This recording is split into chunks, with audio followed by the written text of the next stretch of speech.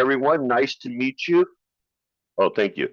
Um, I want to make sure I'm going to do like a name, and I always like to tell people up front if I mispronounce your name, please don't hesitate to correct me, because look at my name, nobody gets it right.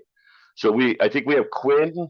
Is it Ariel, Ingrid, Isabella, Ashley, Apollo, Adrian, Devin, and Carlos? Is that at least close? All right. Because I like to call when we interact, I like to use people's names. As Carlos shared, I'm Guyton Colantuano, the Executive Director of Project Return Peer Support Network, and I'm happy to be here with you all. And I hope that I can make today's time together as painless as possible, but I can't guarantee that. And we're going to be going through co-occurring through the lens of harm reduction. Mostly, I'm not going to spend any time really at all around abstinence related interventions, and mostly because in the 30 years I've been working in the field for 30 years since I was 25, and I don't know a person that doesn't even work in the field that doesn't at least know of one or two abstinence based programs like 12 step at the very least. So we're really looking at this through the lens of person centered services, harm reduction. So a couple other things to consider for today. One is I like to cuss, and so I will cuss. And if you don't like cussing, that's okay. At the end of every class, you get to evaluate us, and you can put that on the evaluation that I didn't like the cussing. I'm still going to cuss, but I do appreciate the feedback. And I also like to have fun. I actually think I'm funny. None of you have laughed at any of my jokes yet, but I will get a smile, a smirk, or a scowl at some point today. Um, but in all seriousness, I take the work we do serious, but I'm a lighthearted person. I don't take everything that serious. So even when I'm taking it serious, I think we can have fun, and that's part of the goal. The other thing is, let's see, we will obviously be talking about substance use, and most people, many people have been touched on some level by substance use, and meaning even if it's became disastrous. And I There's almost always someone in a room when I'm doing this that is experiencing recovery, knows people in recovery, and so sometimes that can bring up a variety of feelings. And so I just want to acknowledge that. And one other thing is sometimes some people incorrectly will interpret my perspective as anti abstinence or against abstinence. And I'm not at all. In fact, using the harm reduction model, which is very simply reducing the harm associated with, say, drinking or using drugs. The safest way to prevent any harm is actually to abstain from it, right? Very difficult to experience a car accident or an airplane accident if you don't get in an airplane. I guess it might be possible if it lands on your house, but still, but so the safest way to prevent harm from doing something is actually not to do it. And but most people don't end up in treatment for drugs or alcohol. Most people are actually able to experiment with drugs and alcohol with minimal negative impacts. This is just statistically. But because I work in the public mental health sector, most people we see, it is an issue. And I have yet to date find a more effective approach to working with people that are really struggling, rightfully so, for a variety of reasons with a variety of things. And so that's why I'm passionate about the approach I'm going to share with you today. The other thing is, though I've been working in the field for 30 years, uh, it doesn't mean a whole lot. And what I mean by that, and I truly believe this, and I experience it in every class, which is this: there is a collective wisdom that exists in this group right now that is more powerful than some idiot like me. And so I just want to acknowledge that and encourage everyone to participate to your maximum comfort level. If that means just chatting, cool. If that means you're more comfortable participating in a breakout room, but not in this general room, cool. I just want to make sure that whatever you need to get from today, that you get it, because today is not about me. It's about me walking through this material for your benefit. So I think that's about everything I cover, right, Carlos? Beautiful. Sounds good. All right. And again, don't hesitate to jump in, raise your hand, and you can even say, "Hey, stupid, can you pause for a moment so I can say something?" Okay. See, I got a couple smirks. I'm gonna get you all. I will. I will. All right. So I'm an old guy now, but this I like to share a little bit about my journey in each of these classes, and so I'm going to walk you through my a little bit of my life story. So obviously, the guy on the right, with the tie and the suit jacket, that's my mental health agency. I sold my soul to behavioral health website mugshot. So that's me now.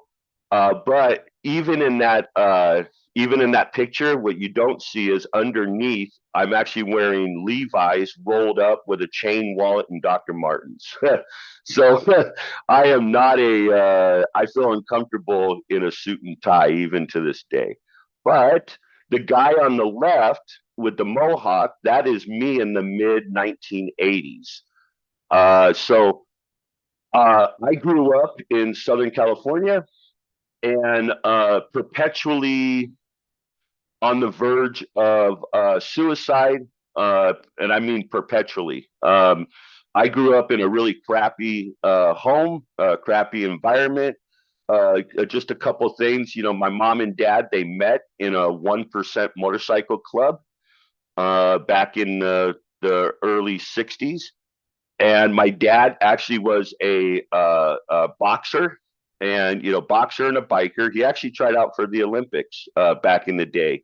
Got disqualified because he got angry and beat the hell out of the guy. And so my dad is Sicilian. My mother was Irish. My dad, I come from family members that were in the mafia, and my dad being an overall tough guy, badass. In fact, I'll share this. I literally knew, and I'll be disclosing this. I was a gang member, and I had, my homeboys. They, a couple of them were really stone cold, and even they were scared of my dad. My dad was just a scary, scary guy. And he didn't drink or do drugs, but my mom and my four sisters and myself, we all drank and used drugs. I started experimenting at 12 years old, and I had exited high school by the time I was like 15 and a half. I had dropped out because my parents did not encourage school. They had a talk with us as soon as we were able to sign us out of school. They had a talk with us. You can stay in school and graduate, and you don't have to pay rent, or you could drop out, get a job full time, and pay rent. So all of us, except for my one sister, dropped out, and so they were setting us up for success. And that's when I started running the streets and working and gang member, and I did that till I was about 20 years old, and then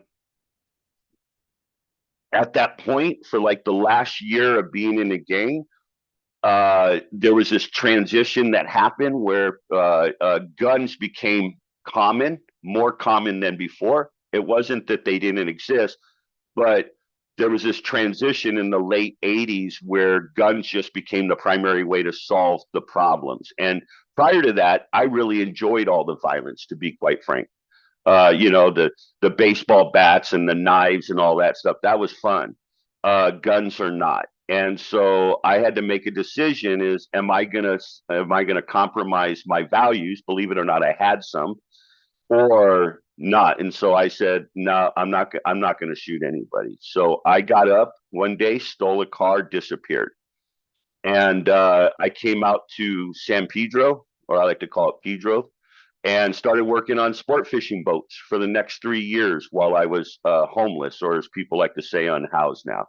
So I spent 3 years from 20 to 23 being homeless, working on fishing boats, and then I got picked up on Thanksgiving in 1993 at 23 years old with a bunch of warrants for my arrest and a substantial amount of methamphetamines. And I ended up getting offered a drug treatment option: go to prison or go to treatment. And so I picked treatment and probation, which was like 4 years. And I entered treatment at about 23 years old. And I was an angry, very vocal, confrontational person. And I would walk in the center and I felt like nobody understood me. And I felt like they were all assholes and they didn't know what the hell they were doing. And in fact, I'd let them know that. And part of it was, I think, also my age, and then the lifestyle that I spent most of my life at that point living, which was, if you could be vocal and crazy, people will back down. And so I didn't know that when you walk through the doors of polite society that those rules don't apply. So I wasn't raised in polite society. So I was going through treatment, and I would keep getting kicked out, and till I have to leave for the day because I would flip a table over, I would cuss people out, and until I met this final counselor, the one that actually reached me. Her name was Dolores. She was a middle-aged Mexican woman, and she would call me mijo. And what I didn't share with you all is I had four grandmothers. Two of them were Mexican, one was Sicilian, one was Irish. The ones I was closest with were my Mexican grandmothers. And they were not grandmothers by blood, but they were grandmothers by relationships. And even to this day, I make tamales every year for Christmas. I make the best damn tamales too. I give them to this Mexican restaurant down the street, and she's all, "Oh, my husband asked, like, where did you get these? These are good." And she's all, "From a Wedo."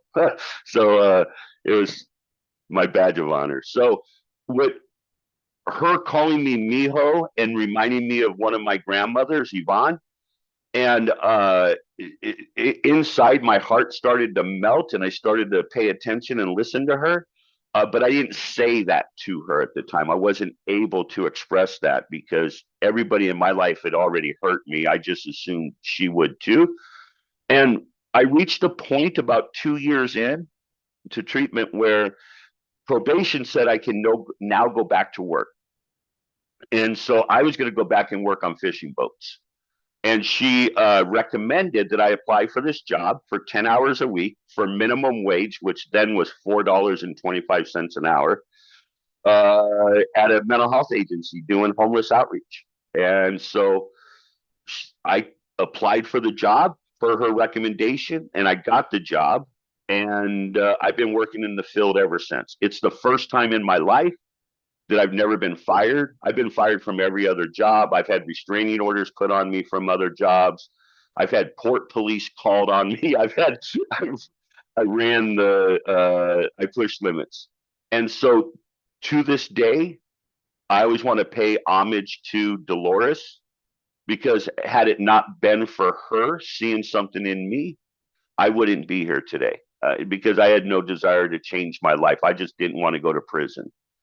And um, I, in that course of working, I'm going to wrap up the story here with this. In the course of working in the field for about a year, I learned about like this Carl Rogers style of empathic listening and all these wonderful skills. And one day I was working, and Dolores called.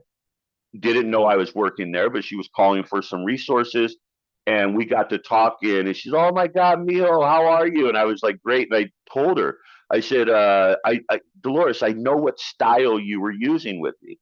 And she said, what are you talking about? I said, yeah, the Rogerian style of empathic listening. And she said, gay? She's all, who's Carl Rogers, Neil? And she's all, I wasn't using a style. She's all, you just needed someone to love you. That was the simplicity of it all. And so that's my story. I have not done drugs, well, most drugs, since 1993. I do drink and I have dabbled in marijuana, but that's the extent of it. But since 1993, I've stayed off of all other things. I have not been arrested. I'm married. I own a house. I still have no college education. I have two wonderful sons, a 17-year-old and a 15-year-old. I'm a high school soccer coach and a club soccer coach and a private coach. And so if I'm not doing this, I'm coaching soccer. So who would have thought that a knucklehead like me running the streets and doing all that damage would actually be a mentor to young boys at the high school level? So that's my story. That's actually why I'm here. I'm here because of Dolores and because my wife says I have to go to work. But yeah. All right. Thank you for entertaining that. So, in the spirit of today, uh, I've been doing some variation of this training since about 1997, 8, somewhere around there.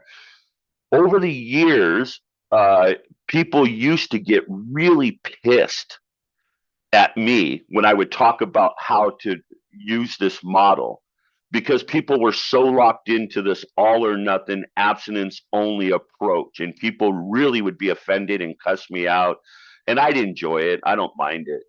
But it, over over time, I realized there's got to be some quote. There's got to be something that I can at least share with people that can guide the conversation. And so here it is. John Stuart Mill, and this is all about people's opinions and perspectives. And that's why I love this quote. He basically says, we all have opinions, we all have perspectives, right?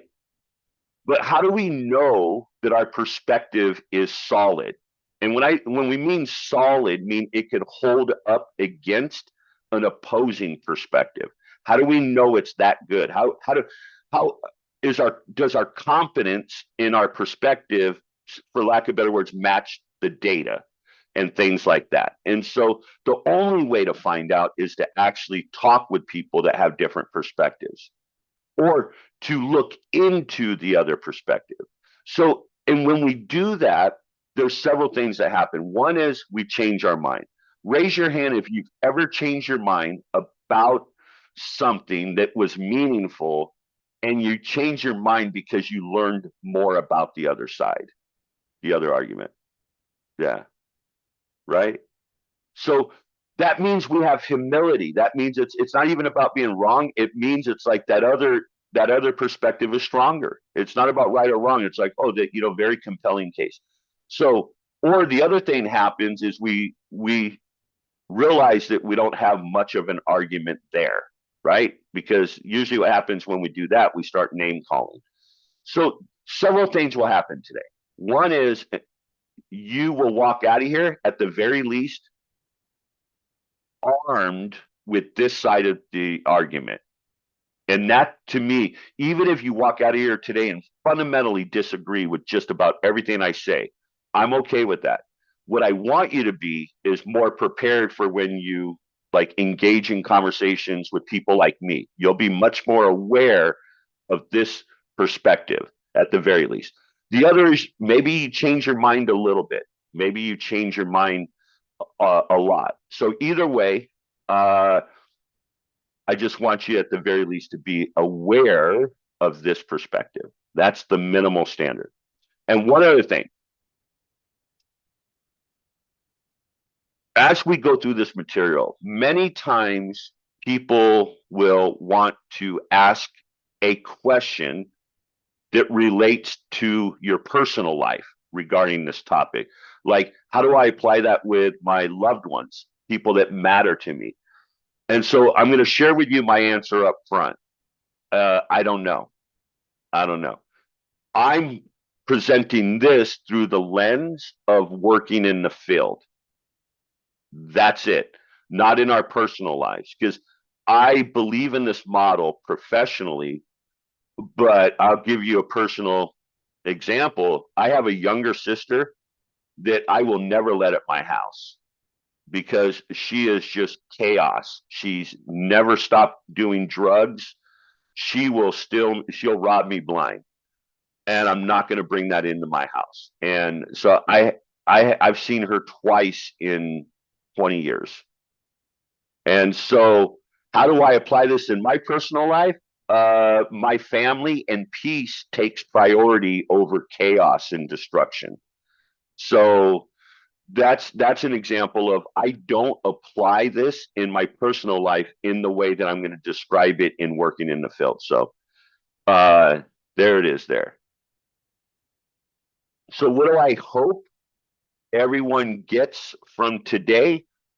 A, to be able to describe a variety of treatment options based on the person's goals. When I use the term member, I'll be using people we serve, members, that's all what other people would call clients.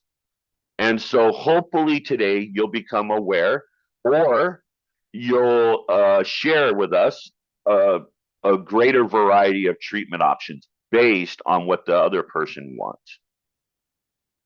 To be able to articulate the role of harm reduction principles in practice. And we're going to go through a model that I created called the 3 E's. It's an overly simplistic model that is really a combination of harm reduction and motivational interviewing and other person centered models. But I created it years ago for people like me that I don't like 6 steps, I like 3. Or I like simple.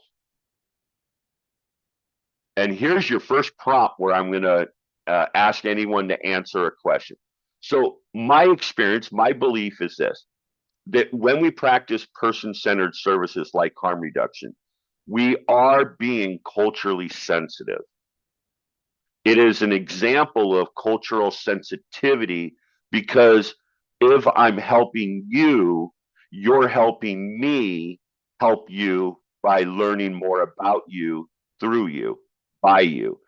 And the truth is I believe that everyone is the expert on ourselves, and I might have some expertise, but I am not an expert on you.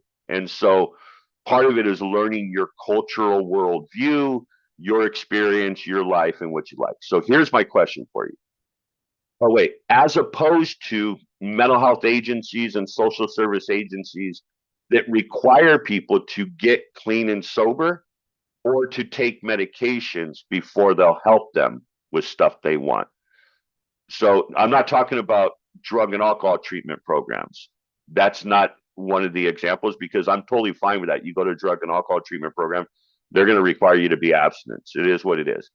But in social service, homeless agencies, mental health agencies, that I believe that when we require members, people to jump through hoops and to get clean and sober and or take medication before we help them, I believe that is not culturally sensitive. So I'm going to pause. The question for you is you can answer it in different ways. What are your thoughts about this statement, or why do you suspect I think practicing this is culturally sensitive, but practicing the other way is not? Either way, you can raise your hand, you could throw stuff in chat. Could you repeat the question one more time, Guyton, please? Nope. Okay. You're the boss. That's right. I am the boss. No. Yeah. So in mental health agencies and homeless agencies, many of them require people to get clean and sober and or take medication before they help them with jobs and housing and everything. I think that is not culturally sensitive. I truly believe that practicing this, where you help people get jobs, you help people get places to live, even while they're drinking or using drugs or not taking medication, is culturally sensitive. So it's a twofer question. What are your thoughts about the statement? And or why do you suspect I believe that this is culturally sensitive as opposed to the other approach? Anybody can answer.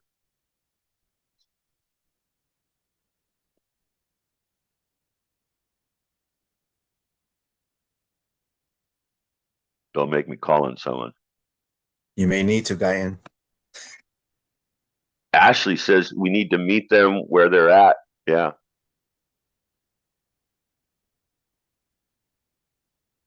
Ashley, would you want to? You don't have to. I'm not trying to put you on the spot. Do you want to elaborate on that? Um, just a little bit, just because something personal. I was speaking to one of my family members, and she's going through also like you know stuff with I guess with drugs. I don't want to say too much, but I spoke with her and I asked her like, oh, like have you ever tried like therapy or anything? Like, how do you feel about that? And she told me like stuff like that just makes me want to do drugs more.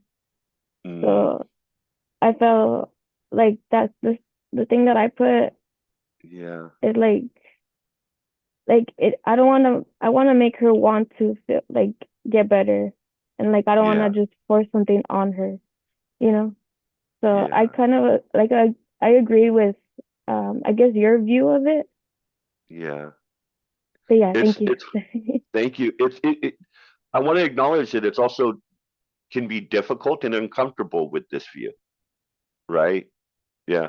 Because it's like realizing that we don't have a lot of power in a lot of these situations too. Yeah. Thank you for sharing that, Ashley. Let's see. We've got Ariel forcing medication on someone in order to receive help will push them away. Absolutely. It does in many times. Ingrid, Ariel, do you want to elaborate? Again, you can say no, thank you, pass.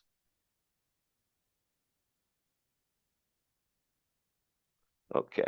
I believe it from Ingrid. I believe it helps them find guidance and will make them feel like they are being seen for who they are and showing love with acceptance. Very cool. Ingrid, do you want to elaborate? Again, no one has to. You have a couple more, Guyton, before that? Yeah. Yeah. I think it's just pretty straightforward. Like, honestly, you don't want to like hang out with someone or be buddies with someone who's trying to change you. Like, knowing you're Yeah. struggling and they want to enforce that on you is kind of like I think Ashley just said, it's like it's gonna make you not want to do so. Like, it's gonna be like you're gonna give up on yourself and be like, yeah, like they're trying to force me to do this, and it will discourage them to do stuff like that. And I think Yeah. it's just easier to take it step by step instead of like rushing them and then putting them in like a hospital and all that stuff. Yeah. Which again might make them relapse. Yeah. Thank you. It puts a whole lot of pressure and also then people feel like resist. Thank you for that, Ingrid. Devin, I see your hand up. Hello, thank you. Elaborating a little bit off of what Ingrid said, Yeah.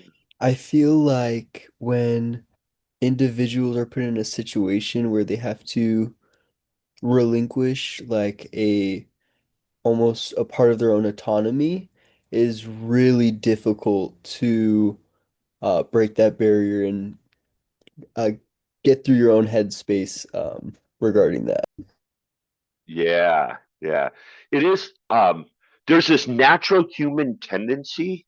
Thank you for pointing that out too, Devin. And it is that if people are like, confronting us and telling us what to do, even if we kind of agree with what they're saying, most people have a natural tendency to like defend what we're doing, right? And to resist the other person. And it is hard to give up that autonomy and that self control, right? And to turn it over to someone else. So thank you. Um, Adrian says too much pressure can prevent them from seeking help. Quinn says, I agree with you because sometimes people need extra support to get through things. Uh, and then let's see, Luna. I don't agree with forcing people to take meds, but I do understand the safety measures of requiring people in homeless shelters to be clean and sober if they are in a facility with others who are struggling with housing. It could be a risk to their safety or recovery. Great point, Luna. So again, anyone that wants to elaborate, feel free.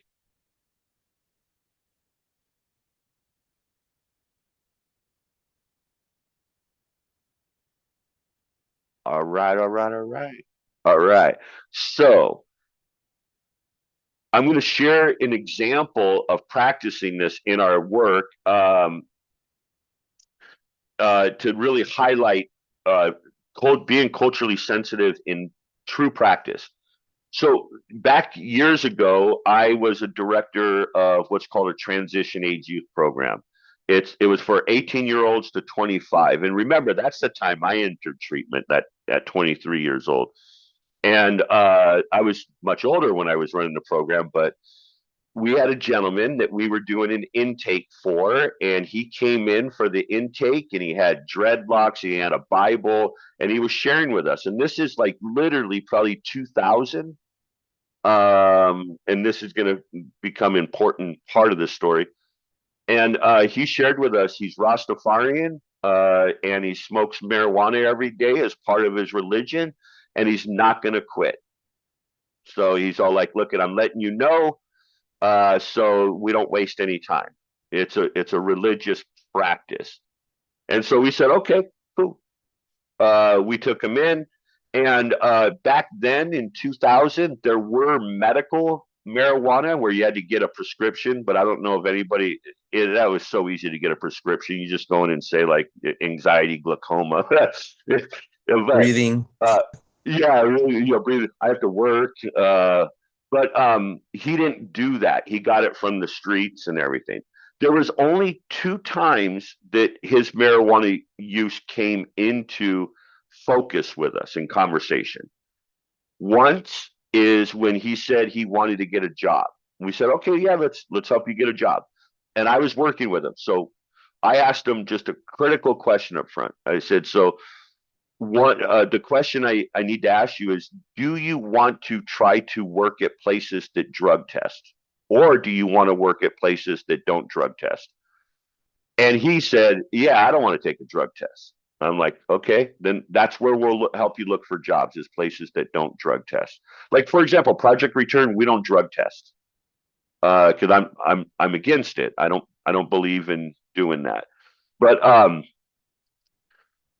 had he said that he wanted to apply and work at places that drug test, here was the conversation I would have had with him. Well, if you want to apply at places that drug test, the first thing is you have to pass the test. And I want you to pay close attention to the language I'm using. You'll have to pass the test. Raise your hand if you believe passing the test always equals quitting the drug.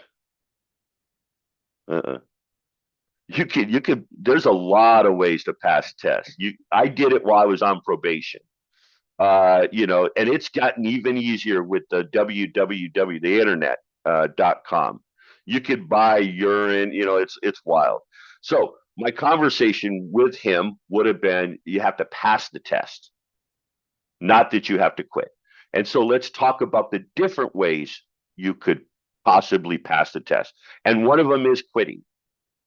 And then there's a whole bunch of other things, drug cleansing kits, and, again, like borrowing someone's urine and, things like that. So, but because he didn't want to apply there, so we helped him get a job where they didn't drug test. The other is we had this housing program that was called, it was a master lease. We leased apartments and we would put our members in those apartments and they would sublease from us. We acted like a landlord.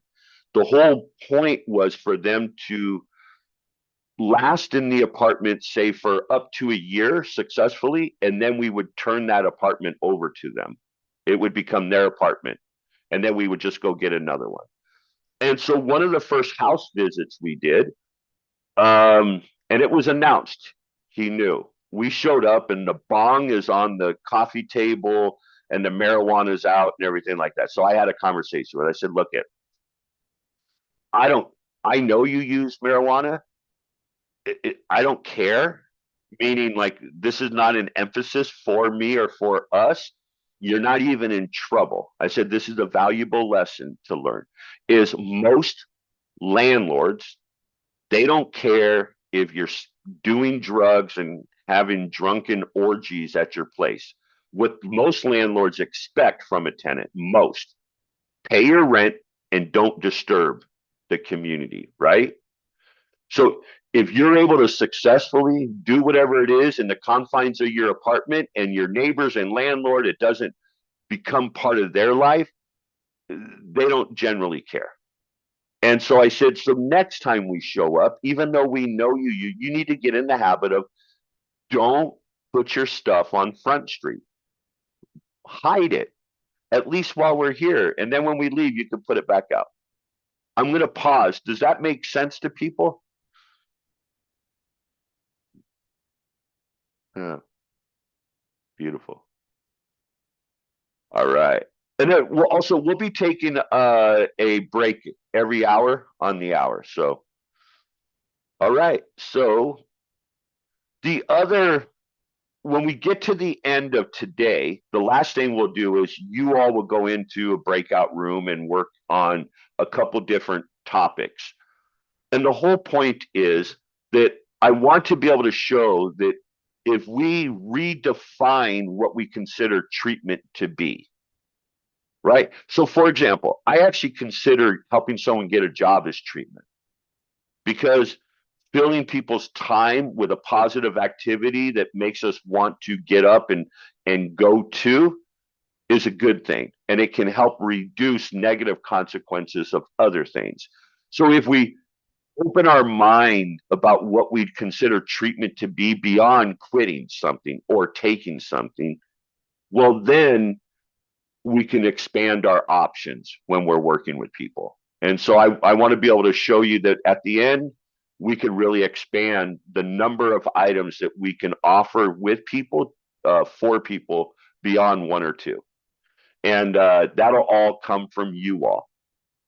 And then, so the way this training is we're going to start very philosophical, and every step along the way, it's going to get closer and closer to, okay, now how do we apply this with the people we're helping? All right, I'm going to pause. Anyone have any comments or questions before we move on?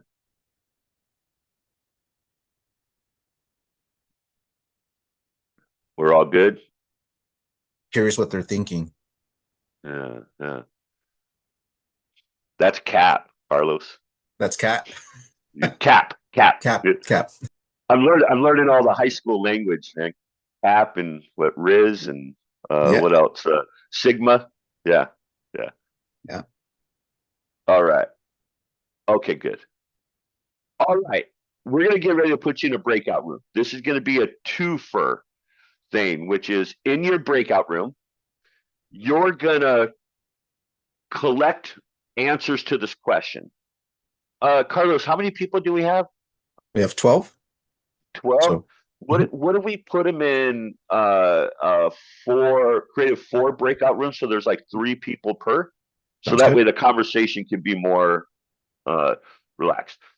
So you're going to answer this question, and I want someone to collect the responses, because you're going to come back and report back. But plus, we're going to do a Mentimeter too. But the question is, why do people drink or use drugs? It's an open-ended question.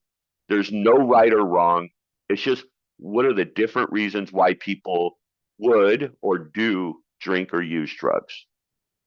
Any questions about the assignment in your breakout room? Okay. You want to give them Yeah, 7 minutes? Devin.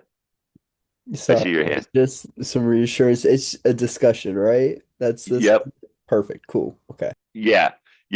So, what is it? No pressure. Just, I do want someone from the group to collect the responses. And then what we're going to do is after, we're going to transition to a Mentimeter where everyone could also put individual responses. So there's different ways to participate. Yeah. How much All time? right. How much time do you want to give them? Let's give them 7 minutes. Perfect. I think that's good for 3 people. To discuss why do people drink or use drugs Yeah. and alcohol. All right. Welcome back, wonderful peoples. Valerie, I hope that's coffee, not tea. Is it coffee? Yeah, it's coffee. Okay, good, because people are not allowed to drink tea. That the line I draw is tea. No. Tea drinkers are not protected class in employment law. I tell HR that all the time. Uh, I do literally a question I ask people interviewing is coffee or tea? And if they answer tea, they don't get the job. So, all right. So what we're going to do is one part first, then we're going to take a break. And so the one part is I'm going to have you go to Mentimeter now, and you're going to write. You get up to five answers for the same prompt that you all just discussed. So now's the time to put your answers in here. The way this Mentimeter works is you could click on the link in the chat room, or you could use your smartphone and scan that QR code from the screen and go to it. Oh, look at, there's already 9. You know what? I'm just going to shut up. You all got this. Watch the magic happen, Gaiden. Yes, yes, yes. And the way the Mentimeter works is the duplicates of more than one will always stay like a larger font, as long as it's exact.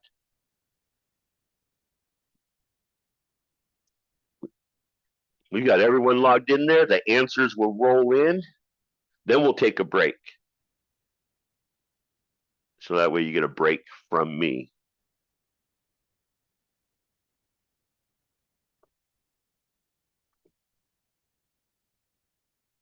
Okay, everybody's logged in. So let me get rid of that. All right, whoever put for fun, we can hang out.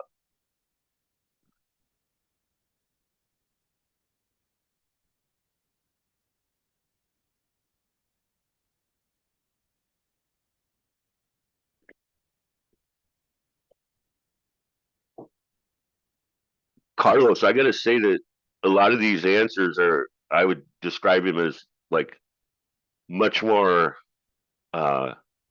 actualized than normal. Yeah, I think having the opportunity to discuss Yeah, beforehand, it seems like yeah, it allowed the yeah, responses to focus. Agreed. Ooh, community, yeah, boredness. Wow. yeah. To disassociate, lack of routine, fear, Some addiction. trauma. I appreciate when people put dependence or addiction in it, because that is also true. Great. To numb, yeah. Environment. I grew up in, that was my environment. I grew up, everybody drank and used drugs, hide emotions, dissatisfaction, socializing, hopelessness. There's a multitude of I think I saw hopelessness in here, a multitude of numbing emotions to be present, anxiety, community, influence, like peer pressure, I'm assuming, lack of sources and resources to forget, bad mental health, recreation, yeah, pain, fun. We have a few more coming in, and I just want to give everyone another minute to get your answers in there, your truth, and then we'll take a 10-minute break.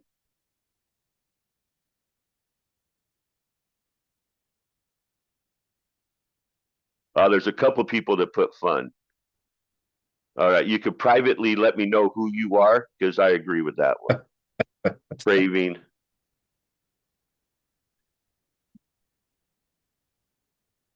Isn't that what DARE stand for?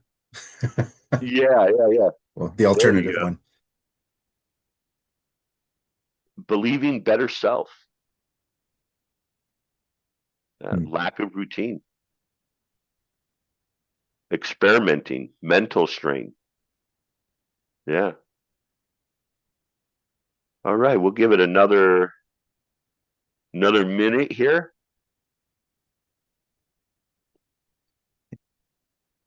response. Well, Carlos, Yep.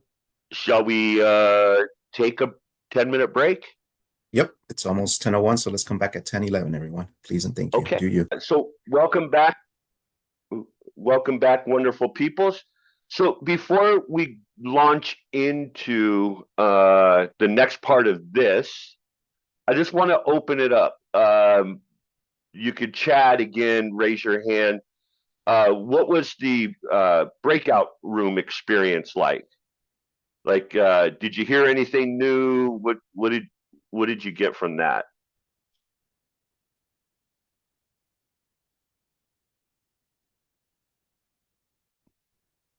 Oh, Quinn.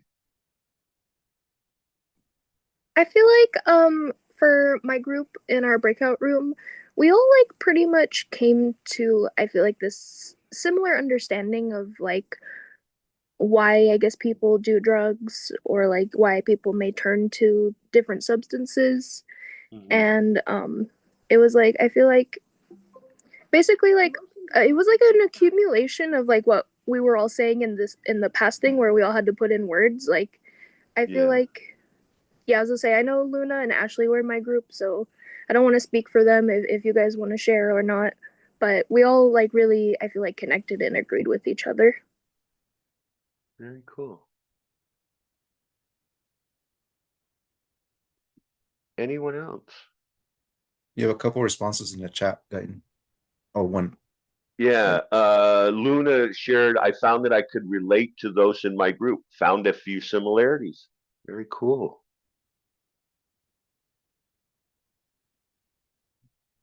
All right. Oh, okay. So, okay, then we'll move on. I'm going to change the question, and what I'd like us to do is to look at this list, consider the discussion, and see if in the answers, both in the breakout room and here, if you could see that we would come up with similar responses to a different question. So, a different question: why do people exercise? Raise your hand if you could see. It doesn't have to be same, but you could see that people might give similar answers. It could be anxiety, environment, to forget, escape. It could be relief. It could be fun, recreation. It could be for mental health, believing better self. Some people get addicted to exercise. You know, mental strain. So you could see that there'd be similar answers. So if I change the question again, why do people participate in risk-taking activities? Like it could be, I used to ride a motorcycle and it was a cruiser, and I try to get it as low as I could on sharp corners, even though they're not meant for that, right? Or skydiving or bungee jumping or those big old diving off cliffs, like things like that. Can you see that someone could have similar answers? Not same. And if I switch it just to the simple, why do people have sex? Again, can you see, other than like maybe adding, like, oh, because I'm trying to have a kid, can you see similar responses? Yeah. All right, cool. So I have 4 points that I like to make with just this one prompt. And one of them is contrary to what I learned when I took drug and alcohol certification, right? So in abstinence-based programs or this all or nothing, a lot of times people are taught that if you drink or use drugs for the effect, for the way it makes you feel, that's a sign that it could be a problem. So the first myth I'd like to dispel is this: unless you're a robot, and none of you look like robots, is yeah. Oh, there you go, Quinn. Okay, so we got Quinn. Um, People, human beings, do stuff because it changes the way we feel, right? Good or bad, just remaining neutral to that, right? It's like we do stuff for the effect. Raise your hand if that makes sense. It could be yoga, it could be meditating, it could be coffee, it could be tea, it could be heroin, it could be ecstasy, it could be sex, it could be, exercise, hanging out with friends, celebrations. We do stuff because it does produce a feeling. Like even watching TV or listening to that kick-ass song, right? Raise your hand if that makes sense to people. We do stuff because none of us are free from doing things that alters the way we feel. Okay. So that's the first point. We all do stuff and it produces feelings, a change, a modification. The second is that the reasons are neither right nor wrong. If we could step away from the judgment of right and wrong, good or bad, it really leaves us with these are just people's reasons. Like, for example, I coach soccer because soccer is the most amazing sport on the planet, but that's not really the reason I coach. I coach because when I was young and I played soccer, not one adult male role model ever tried to encourage me to do better with my life. I was discarded and discounted. So I coach soccer because I want to be there for that one kid that might need something that could have benefited me too, right? Which is, hey, stay in school, focus on this. That's the real reason I coach. And besides that, soccer is the best sport on the planet, and baseball sucks. So the reasons are neither right nor wrong, good nor bad. They just are. The other point is we all do stuff to change the way we feel. The third point is that if working in the field, if we build a relationship with the people that we're there to help, and you can look at this even through friendships, that if someone trusts us, they will tend to be more honest with us, right? Raise your hand if when you're not doing well, you will reach out to your more trusting friend versus your more judgmental person. Raise your hand if you will lean towards the hug, for lack of better words, versus the slap, right? So we tend to be more honest with people that we trust, right? That's an obvious, but I'm going to tell you, working in the field, it's a concept that gets lost with a lot of professionals, that they forget that we have to build relationships with people. It's important that people trust us. So then the fourth point is this, that if we're doing our job well and people are honest with us, we're more effective at helping that person if they want to make a change, even if it's a small change. Do those 4 points make sense? Anyone can comment. You could throw it in the chat or raise your hand, or I'll call on you. Everybody's camera went off. They're like, don't make eye contact. All right. I'll pause for a minute if anyone has any comment about this one slide.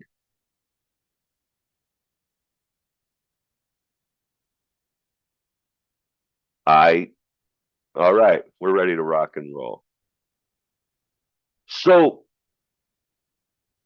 for me and Carlos, although I think I'm a little bit older than you, Carlos, by at least 10 years. Yeah.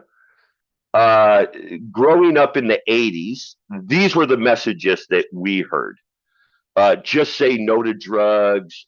This is your brain on drugs. In fact, the This is your brain on drugs was actually a commercial. They came on late at night, and it was always after the other commercial, which says it's 10 o'clock. Do you know where your kids are? Because the way we were all raised is their parents, nobody knew where we were. The only way you could tell where people were is where all the bicycles were lined up. It was a very different time. But nonetheless, these messages permeated, like drugs are bad. The DARE program, raise your hand if you're familiar with DARE. So I'm going to say something about DARE, but I'm going to preface it with this. I truly believe that even a mostly ineffective approach will help some people. My experience is that even, if someone came to me and said, I stand on my head 10 minutes a day because it helps me with my overall health. Great. Totally cool. But there is a science, when we get into research and data and science to determine whether it's more effective, DARE was actually found early in research to be less effective than actually nothing. Because in order to determine if things are effective, you got to have a control group. You got to have a group that doesn't get DARE, right? And so they compared outcomes between DARE students and people that didn't go through DARE. And what they found was DARE students actually were more likely to try drugs than kids that didn't go through DARE. And the reason I bring that up is not to say that DARE's bad and awful. I bring it up because one is I don't like spending money on stuff that is less effective. I don't think it's a good idea. I think we could put money in better places and or improve upon the program.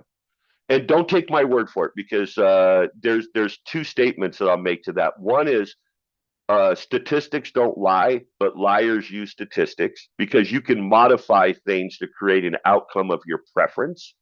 Or two, this is an old one, is there's lies, there's damn lies, and then there's statistics. And they all lead to the same thing is even data can be manipulated. So the reason why I say that is don't take my word for it. I would never ask you to. It's just a consideration. But I want to pause because I know that I come from a different generation. What are the messages that you grew up with? Are they different? Are they similar when it comes to drugs and alcohol?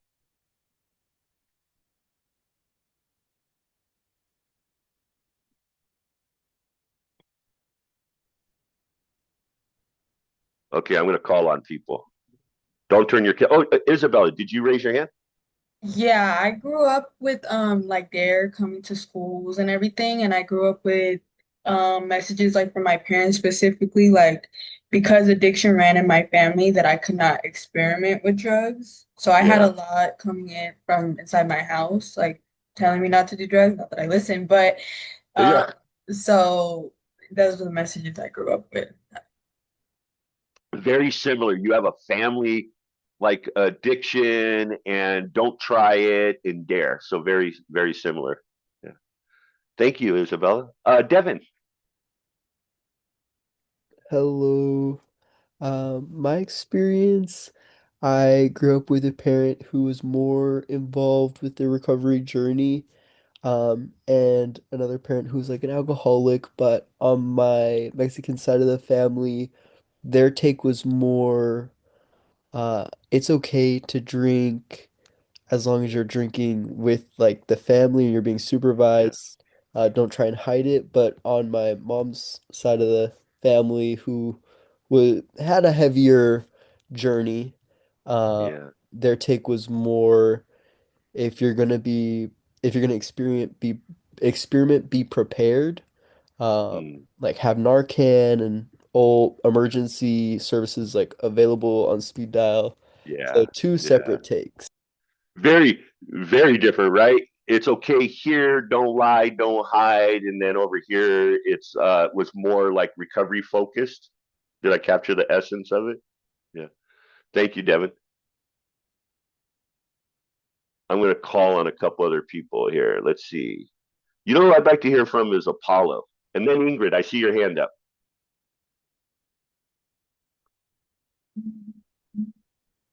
I would say um in my experience, like I don't really have much to say because it's Yeah. already been said, like similar Okay. things. So Okay. Very similar then. Yeah. Yeah. Thank you, Apollo. Ingrid. I think for me it was a mixture of a lot because I grew up in like a neighborhood who just like had gang members running back and forth. Yeah. They was just like they would come to my aunt's house and they were like beat up or whatever or on drugs and she would cure them and fix them and all that stuff. And Yeah. I just thought it was like it was scary to see. But when I moved in with my dad, his partner had girls already, like who were a little one was older than me, one was younger than me. and they were already using drugs. Yeah. Well, not drugs. They would, I mean, yeah, they would smoke weed and, it's like just crazy stuff. And I was like pressured into doing stuff like that because it was Yeah. like them, and I wanted to make sure like I fit in with them, when I was Yeah. living with them at some point.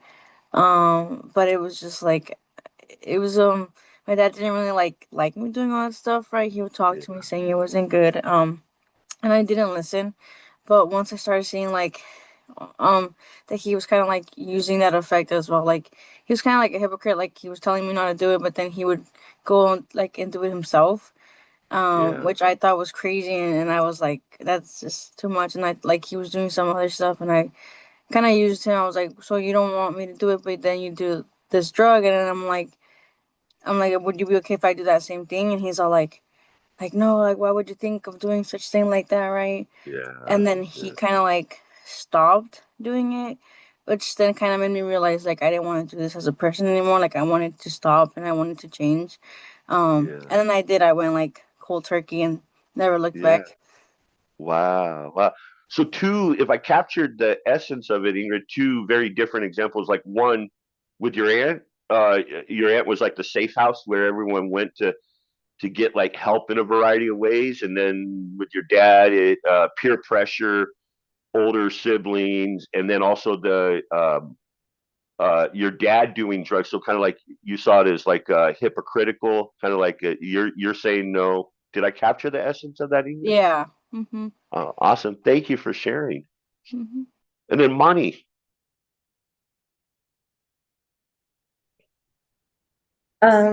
For me growing up, um, my mom did like a lot of drugs when I was in the womb. And then coming out from that, I also watched my dad while I was growing up, sell drugs. And once he ended up going to jail, I ended up in foster care, which I was exposed to more of the drugs, but instead, my foster parent taught me how to sell it like on the streets.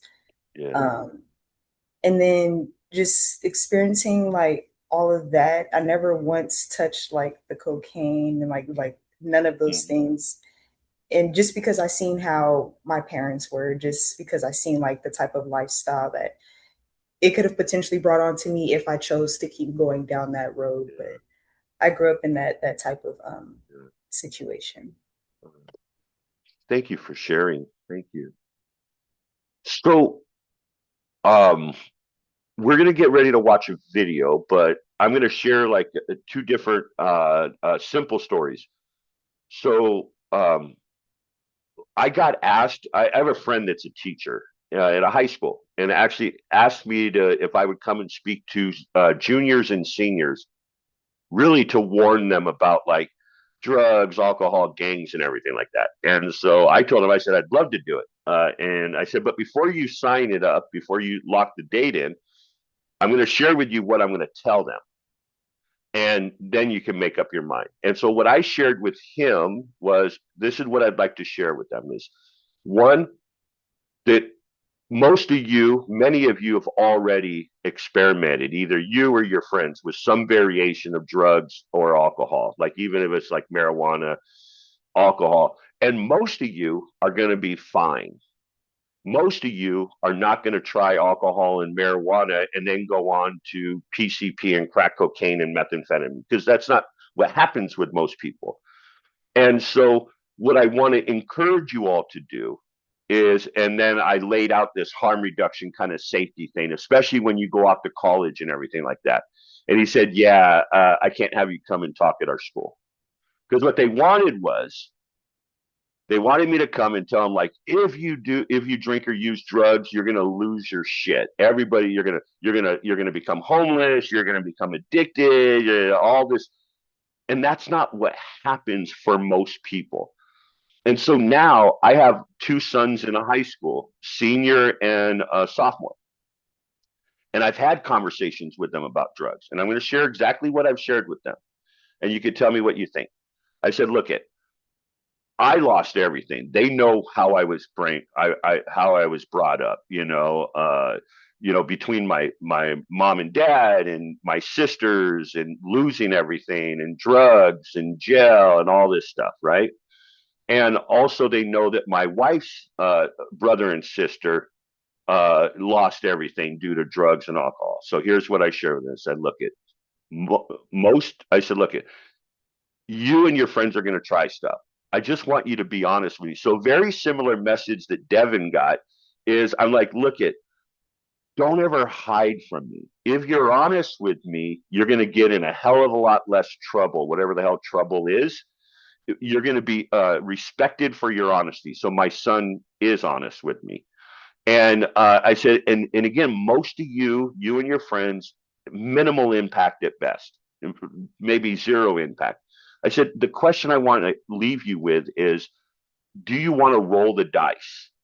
Because knowing my family and your mom's family, it's a gamble, and I don't know the outcome. Neither do you, and there's no science that can predict it. So my question for you is, do you want to gamble with that? And if so, I just need you to be honest with me. What do you think? Do you think that I am off in the conversation that I was going to share at the high school and or with my sons?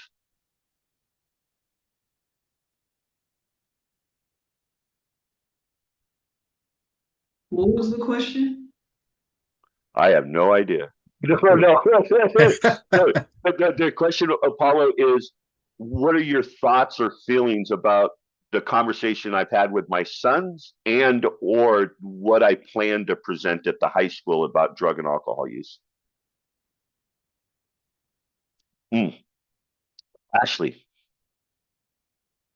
I want to say, like, I feel like if somebody like you had came to talk at, like, I guess my high school and stuff, I feel like we would have paid more attention to that and actually remembered that. Like the Yeah, way you talk to your sons. My dad kind of had that conversation with me, and yeah, um, it's I guess a little bit different because I kind of relate to him being a little bit, I don't want to say like hypocritical, but yeah, he also like let me have my freedom and he wouldn't really like I guess like tell me no, which yeah, can be good and bad, but I feel like yeah. he let me learn myself. So I guess some people might see that as bad, but in my experience, I want to say that I got to learn myself, so it was a Yeah. positive. It was a positive for you because you got to learn in a supportive environment. Did I capture the essence of that? Like you didn't feel like you had to run and hide in secrets and all that stuff. Yes, definitely. Yeah, yeah. Thank you for that, Ashley. Quinn puts in here, I agree with how you plan to talk to the school and to your kids. It is a very realistic and easier to consume rather than being told your brain is going to melt. Yeah. Yeah. The thing, this is what I love about harm reduction. And this conversation is what I really love about it is because what I'm saying is true. You take any high school or middle school, and I could walk into any of them, and I can tell them like, look, I could tell them and they're not going to be turned off. I could say, look, at many of you are going to experiment with sex, you're going to experiment with drugs and alcohol. And again, take a look around. You don't even have to point fingers. Most of you are going to be fine. You're not going to get pregnant. You're not going to get an STI and everything. So, but here's what I would encourage if you're going to experiment with these things. If you're going to experiment with sex, please use protection. And there's a multitude of protections. And here's why, because it helps minimize or it helps prevent, but it doesn't eliminate. And so I just want you to consider that. And then same with drugs and alcohol. Marijuana is not a gateway drug. It does not lead because you smoke marijuana doesn't mean you go on to crack cocaine, right? It's just statistically. And I say you could look around the auditorium right now and you could see, because you know the people that have tried stuff and they're not losing everything. It's just to leave you with this question. Is it worth the gamble? Is it worth the risk? That's it. And if it is, then consider these safer aspects. Like, for example, have your drugs tested, have people you can trust. Always, if you're going to drink or use, do it with people that you trust, people that are not going to take advantage of you or whatever, right? And raise your hand if that's a more accurate message. I think it is. Yeah. Yeah. So that's it, but it sounds counter. And especially coming from someone like me that did. I mean, the drugs I used, I used cocaine and crack and methamphetamines and PCP and hallucinogen. I mean, I lost my brain by the time I entered treatment at 23. I was using an incorrect social security number. I did not know how old I was without having to count, and I could barely put a sentence together. I had done a lot of damage, and so I'm not a dumbski. It can happen, but for most people, it just doesn't. And in order to be effective, especially with younger people, I believe the message has to be more accurate. Scare the shit out of a 60-year-old, but don't try scaring the shit out of a 16-year-old because it doesn't work. Yeah, Ashley, and also a lot of times when people are told no, they want to do it more. Hell yeah. Those are the people I want to hang out with. All right. So we're going to watch a video. It's a TED Talk from a gentleman by the name of Johann Hari. It's titled, "Everything You Think You Know About Addiction Is Wrong." Let me share my screen. It's a really good TED Talk.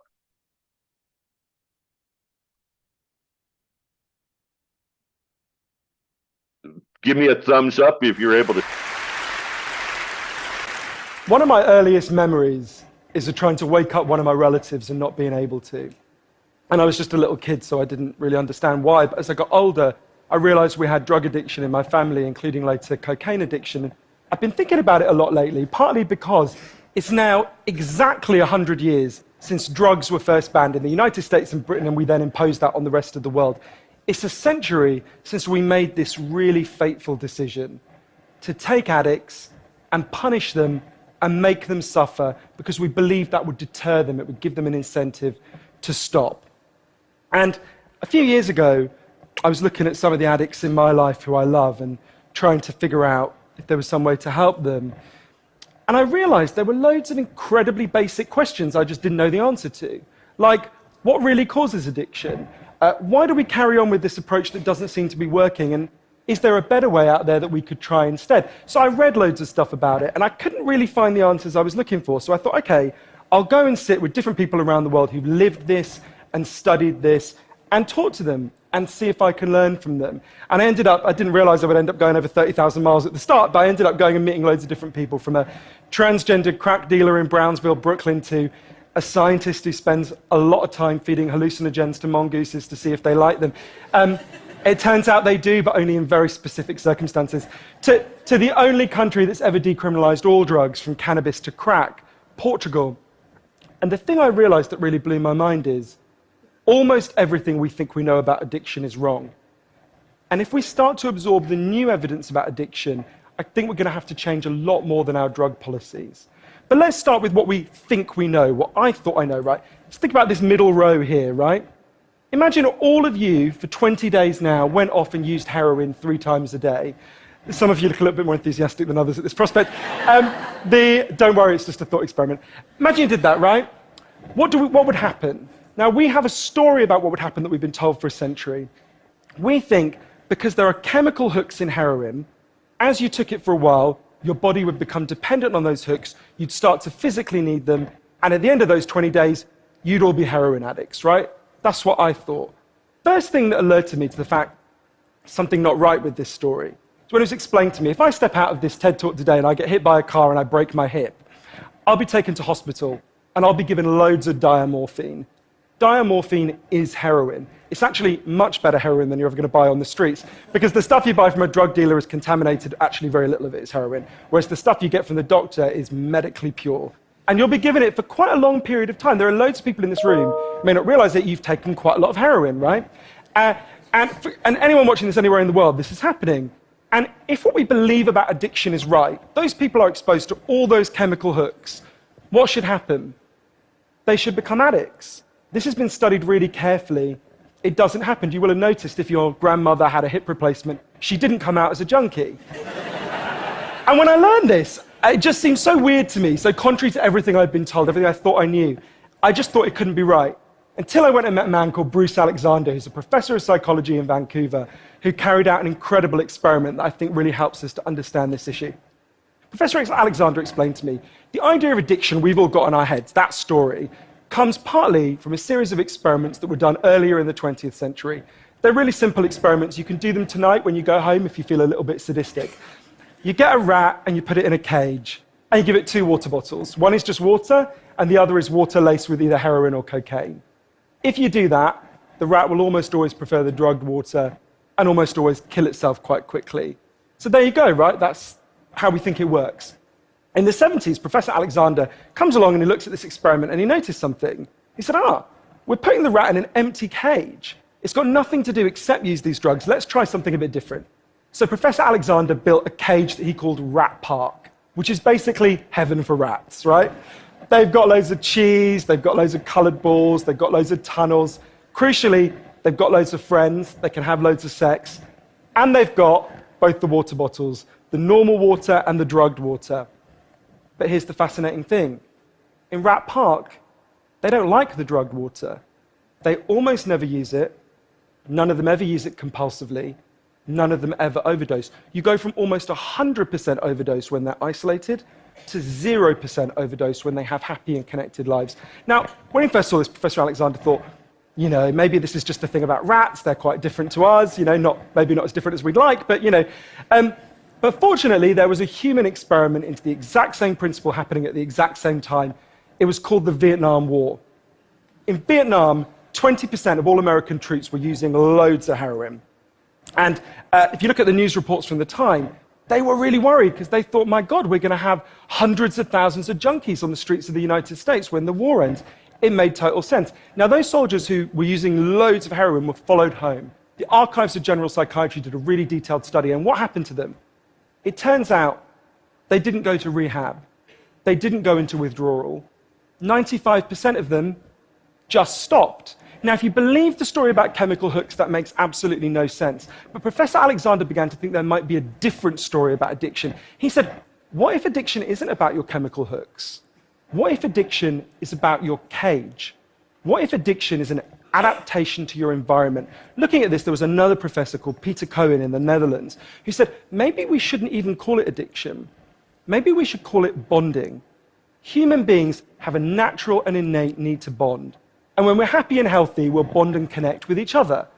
But if you can't do that because you're traumatized or isolated or beaten down by life, you will bond with something that will give you some sense of relief. Now, that might be gambling, that might be pornography, that might be cocaine, that might be cannabis.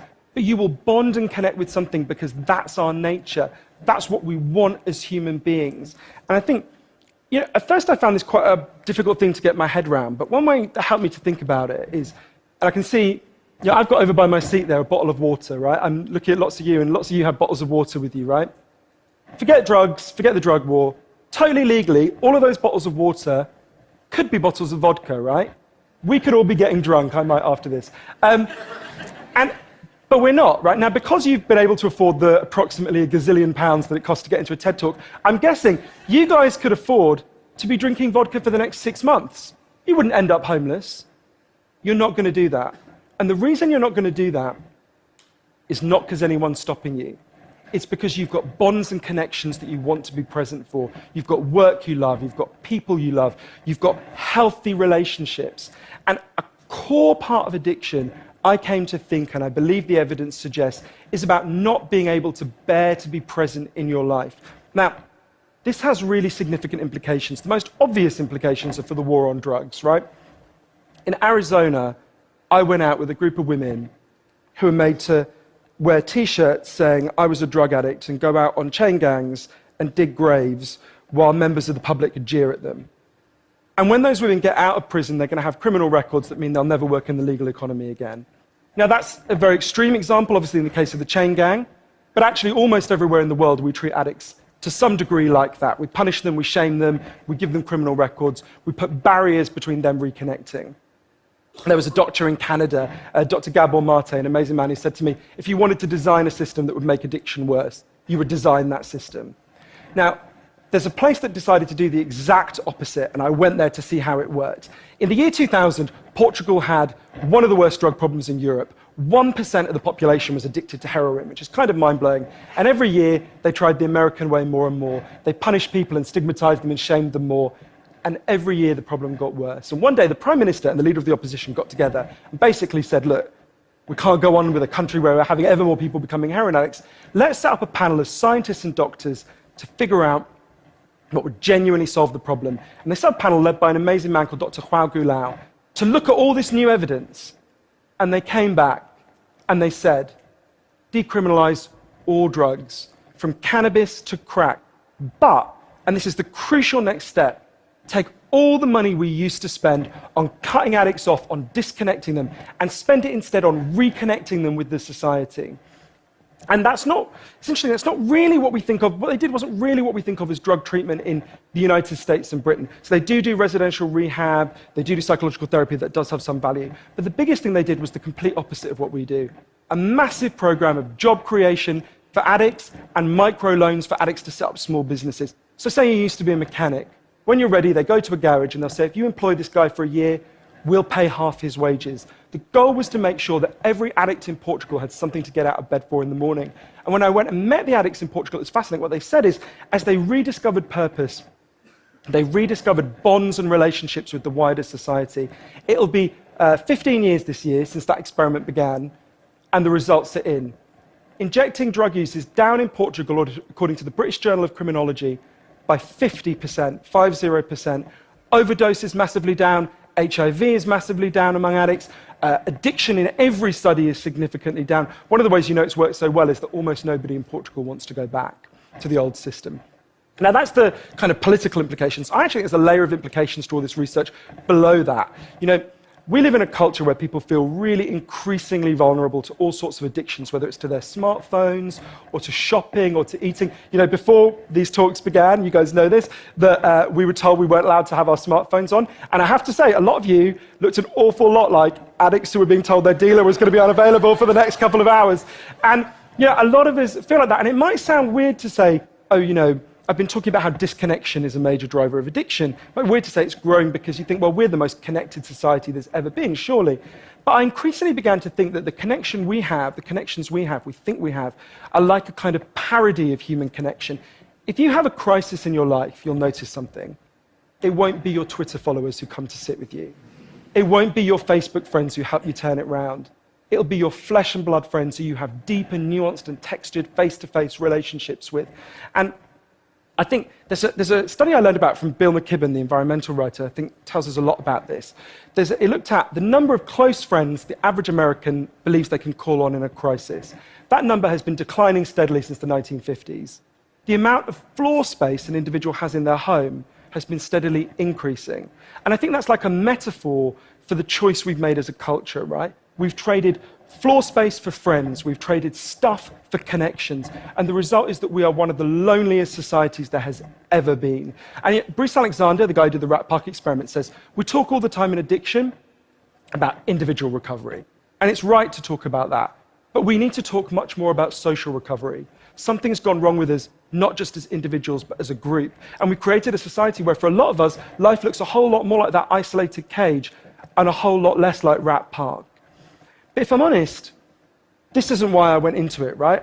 I didn't go in to discover the political stuff, the social stuff. I wanted to know how to help the people I love.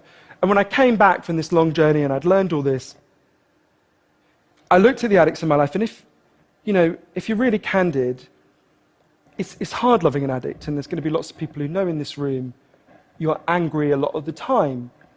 And I think one of the reasons why this debate is so charged is because it runs through the heart of each of us, right? Everyone has a bit of them that looks at an addict and thinks, I wish someone would just stop you. And the kind of script we're told for how to deal with the addicts in our life is typified by, I think, by the reality show Intervention. If you guys haven't seen it, I think everything in our lives is typified by reality TV, but that's another TED Talk. If you've never seen the show Intervention, it's a pretty simple premise. You get an addict, all the people in their life, gather them together, and say, if you don't shape up, they confront them with what they're doing, and they say, if you don't shape up, we're going to cut you off, right? So what they do is they take the connection to the addict and they threaten it. They make it contingent on the addict behaving the way they want. And I began to see why that approach doesn't work. And I began to think that almost that's like the importing of the logic of the drug war into our private lives. So I was thinking, well, how can I be Portuguese, right? And what I try to do now, and I can't tell you I do it consistently, and I can't tell you it's easy, is to say to the addicts in my life that I want to deepen the connection with them, to say to them, I love you whether you're using or you're not. I love you whatever state you're in. And if you need me, I'll come and sit with you because I love you and I don't want you to be alone or to feel alone. And I think the core of that message, you're not alone, we love you, has to be at every level of how we respond to addicts, socially, politically, and individually. For 100 years now, we've been singing war songs about addicts. I think all along we should have been singing love songs to them, because the opposite of addiction is not sobriety. The opposite of addiction is connection. Thank you.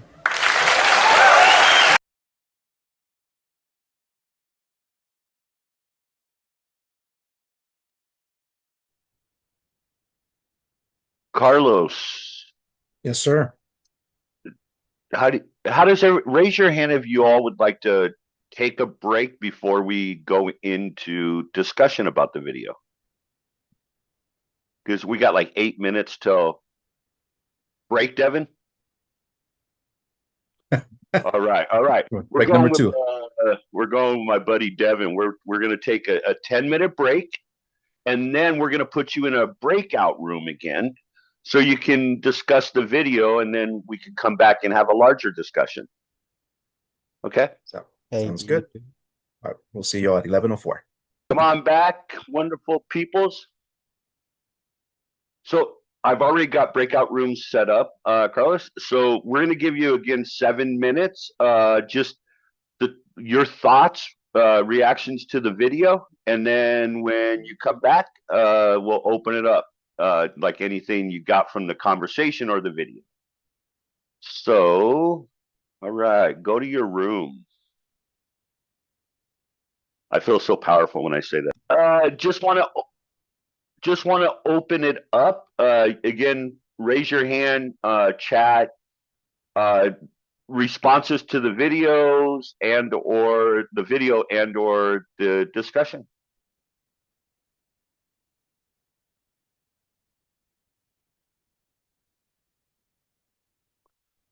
Quinn.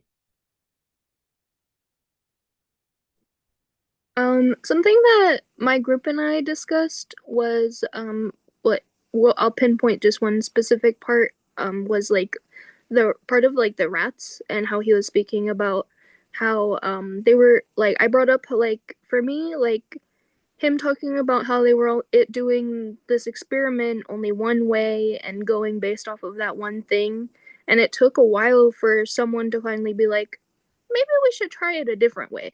Like Yeah. really kind of like made me feel like I don't like weird, because it was like, well, you know, if this took so long to find an alternative route, like I'm sure there's so many other things out there like where they haven't had an alternative route or had a moment like that.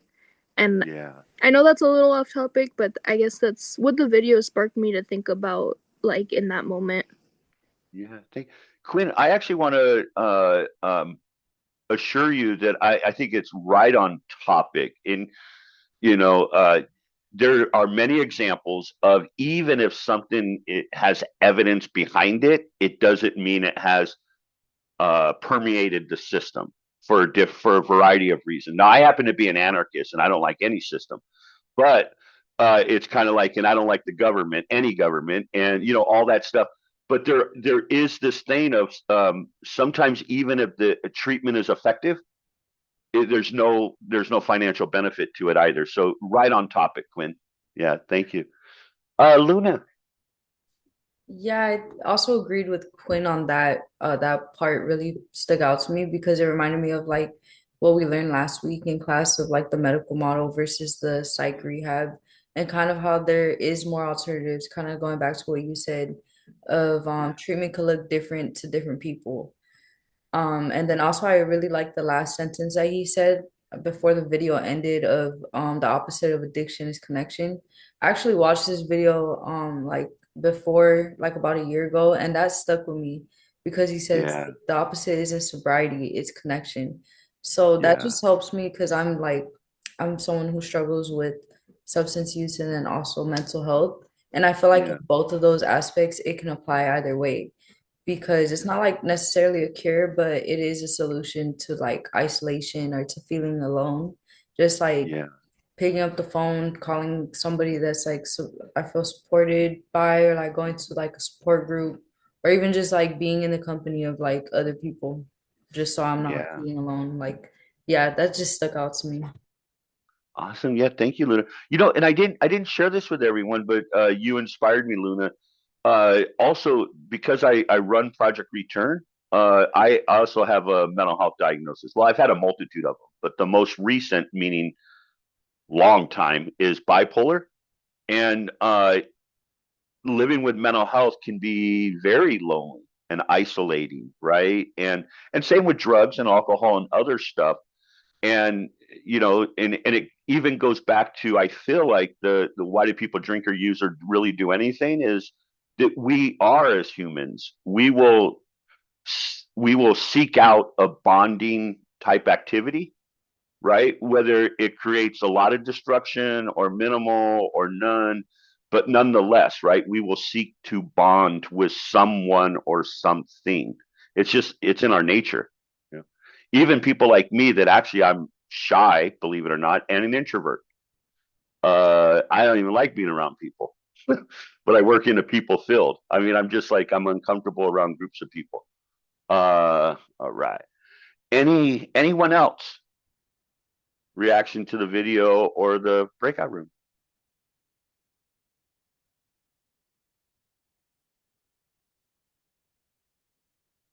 All right. I'm going to summarize then. And these, again, is food for thought. Most things we hear in our world, being, like whether it be in the field or just general life, is abstinence, take psych meds. Abstinence, take psych meds.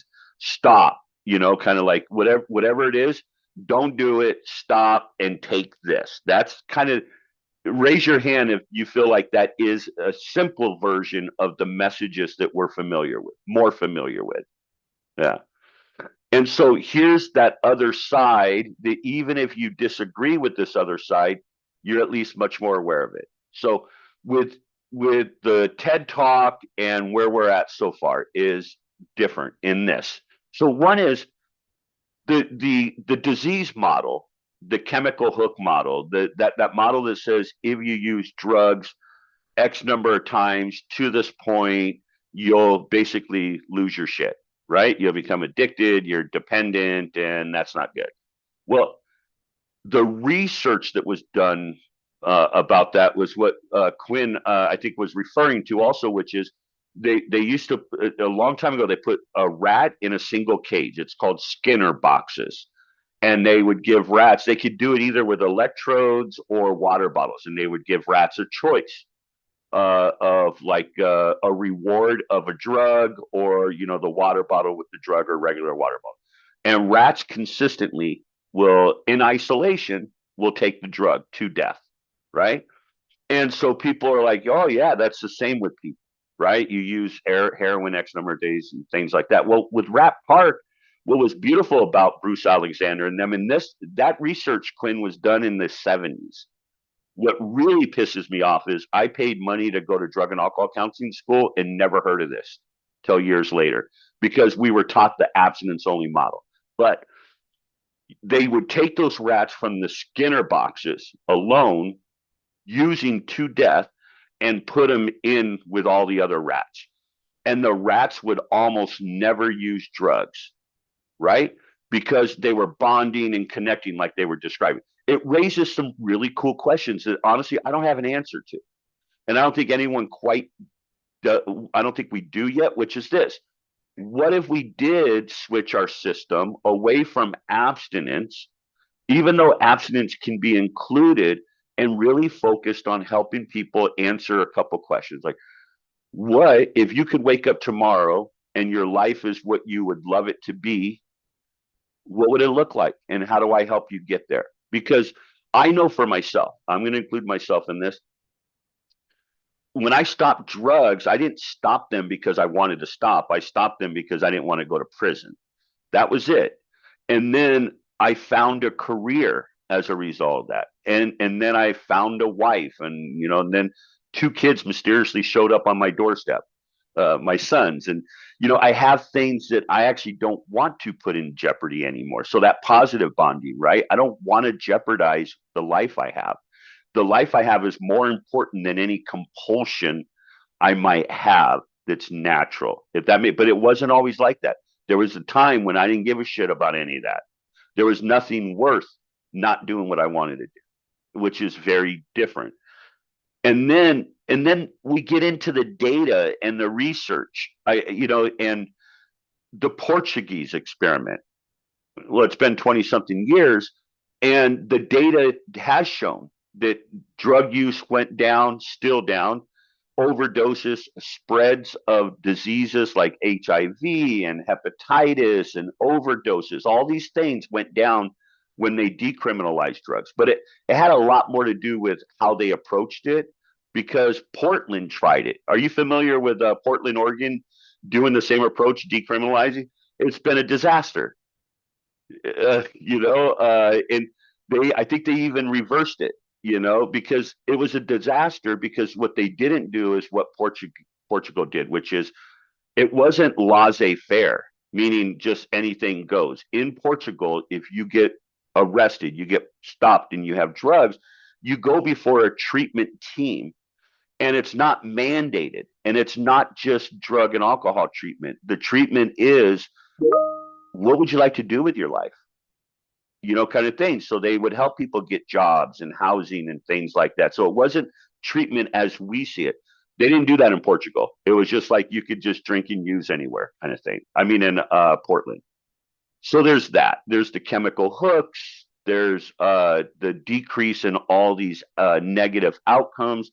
Also, the Vietnam War information is accurate too. The people that were using heroin while in Vietnam, most of them, not all, most of them came back, integrated into life, didn't use heroin. Here's where I'm different than Johan, because I always like to state the obvious as I see it. But there were some people that absolutely, there are some people, and I would include myself in that I can't safely use the drugs that I love. I know I can't, so I don't use them, because my life is worth more than using those drugs. And those drugs are meth and cocaine and LSD and all that stuff. If I know I can't dabble with that anymore.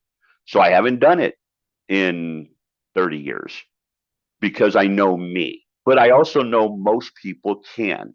And so it's trying to maintain that balance. Does that make sense to people as a summary? Cool. You're a good group. Even though Carlos said you weren't? No, he did not. Carlos is like, oh, I see that look, Alondra. You're all like, oh, Carlos. All right. So we're going to go through 6 principles of harm reduction, give you examples, and we'll get through this. So the first principle of harm reduction is it asks us to accept the reality that drugs and alcohol and sex work and things like that are part of many people's lives.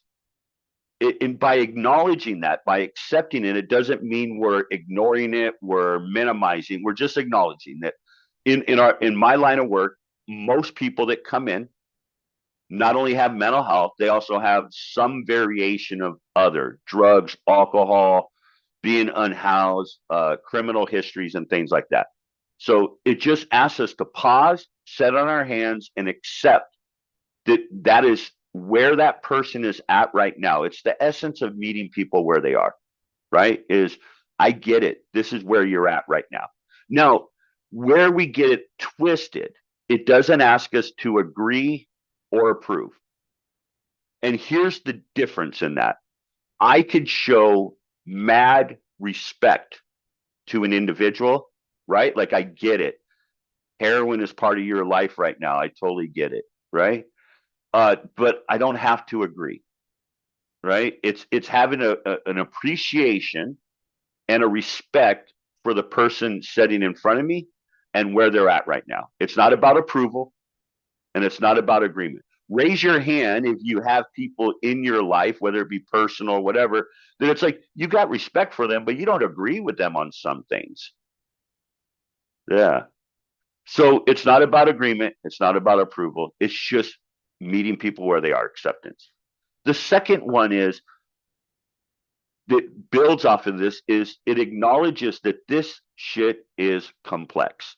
You know, the conversation I had with my sons, the conversation I would have with anyone is like I share with you. Look, the truth is most people experiment with drugs and might even use them on some infrequent thing, but never lose their shit. Most people, actually, statistically speaking, most people that even struggle with drugs and or alcohol at some point don't go to formal treatment to get help. You know what they do? They kind of naturally move away from it. College universities are actually a classic example. And you'll see people leaving home, go to university, drink and use and everything like that for 4 years. My hat's off to you. One, to go to college, but the other is to be able to do that. They get their bachelor's degree, and if they enter the workforce, drugs and alcohol naturally decrease for most people. Or they go on to like graduate school. There's a natural decrease that occurs for many people as life takes over. The life that people want to live, that they're not trying to avoid. And so it just asks us to admit the complexity of this, that do I think it's a disease or not? I don't know. And actually we haven't figured out if it is or isn't. But what I would say is for some people, it's incredibly problematic. And for others, they fall in that other category. We just don't know who they are.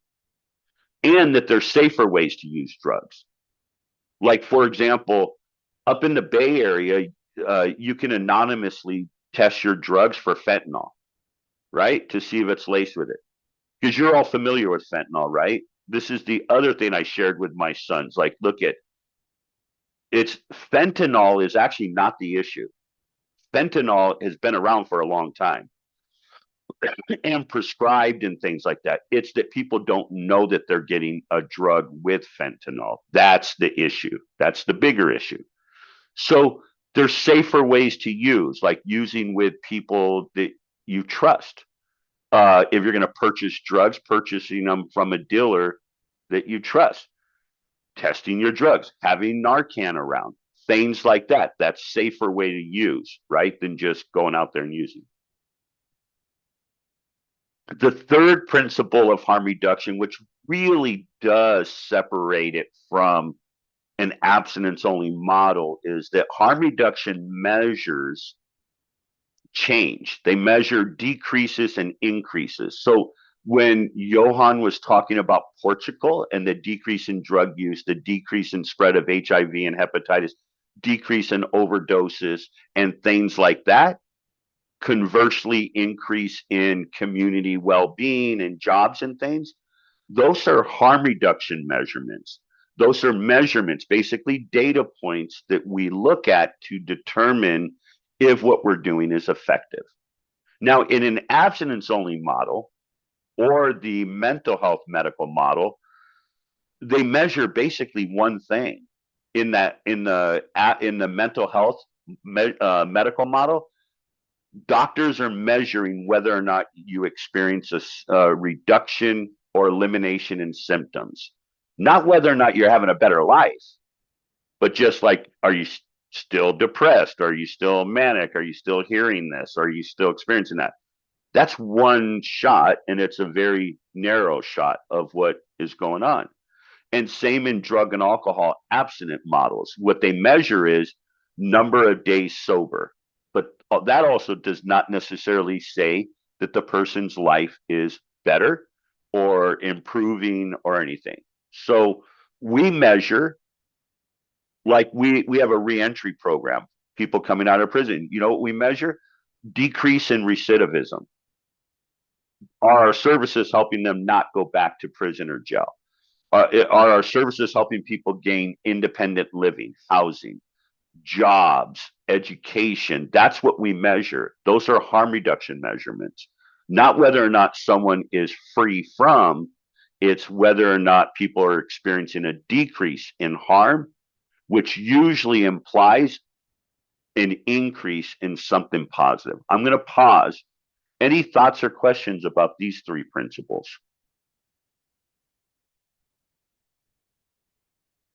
All right. I think they just want to get out of here early, Carlos. One can hope. Yes. The fourth principle is one of the harder ones. It asks us to quit being so goddamn judgmental and confrontational, right? It asks us, I don't know what it's like to walk in your shoes. I can have an appreciation for it, compassion. I can have empathy. I can even have sympathy, but I have no clue what it's like to live in someone else's shoes. I could barely figure out what it's like to live in my shoes. So it asks us to quit being so damn judgmental and confrontational. So I'm going to pause here and I'm going to ask you to raise your hand. Raise your hand if you walk in a place and that professional, whoever that is, tells you what to change and how to change it. Raise your hand if you're like, okay, I'll do that. So you're all treatment resistant and in denial about your problems. That's what the system would describe all of us that didn't raise our hand. But the truth is, as human beings, we have a protective feature in us that we don't like to be told what to do in general. There are some people that will, if they walked in today and I told them what to change and how to change, there are some people that may do that, right? But a couple things to consider. One is they might do it to get along, or they might do it because they were already considering it, right? And so that's why it's important to chill out a little bit, as hard as it is to set on our hands and really help be there with people, not at people. The fifth principle is about having a voice. One of the powerful things about the harm reduction movement in itself is people that have the lived experience voices are prominent. They're up front and they're powerful. Like, for example, there's a sex work organization that focuses in the country on helping sex workers. The program, in essence, is guided and designed by actually current and previous sex workers. Because who knows better about sex work in general than someone that it's actually lived with it, lived through it, right? Now, in mental health, we have this, we're a peer-run organization. We have the peer-run movement where our voices, we're trying to elevate the lived experience of mental health, but we're nowhere near where harm reduction is yet. Still not yet. And the last principle is this really cool reminder that guess what? It's your choice. It's empowerment. That's why even today, remember the front end when I said at the very least, even if you disagree with everything I say, which I'm cool with, at the very least, I hope that you are armed with this side of the argument, right? It's empowerment. You could do what you want with today's information.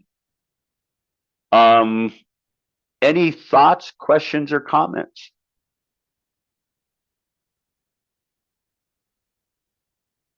All Taking right. diligent notes, Gaiden. Diligent notes. Yes.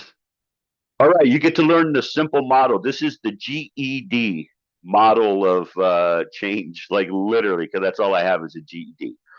This is the three-phase model that I created. The first E is engagement. The second E is education. The third E is empowerment.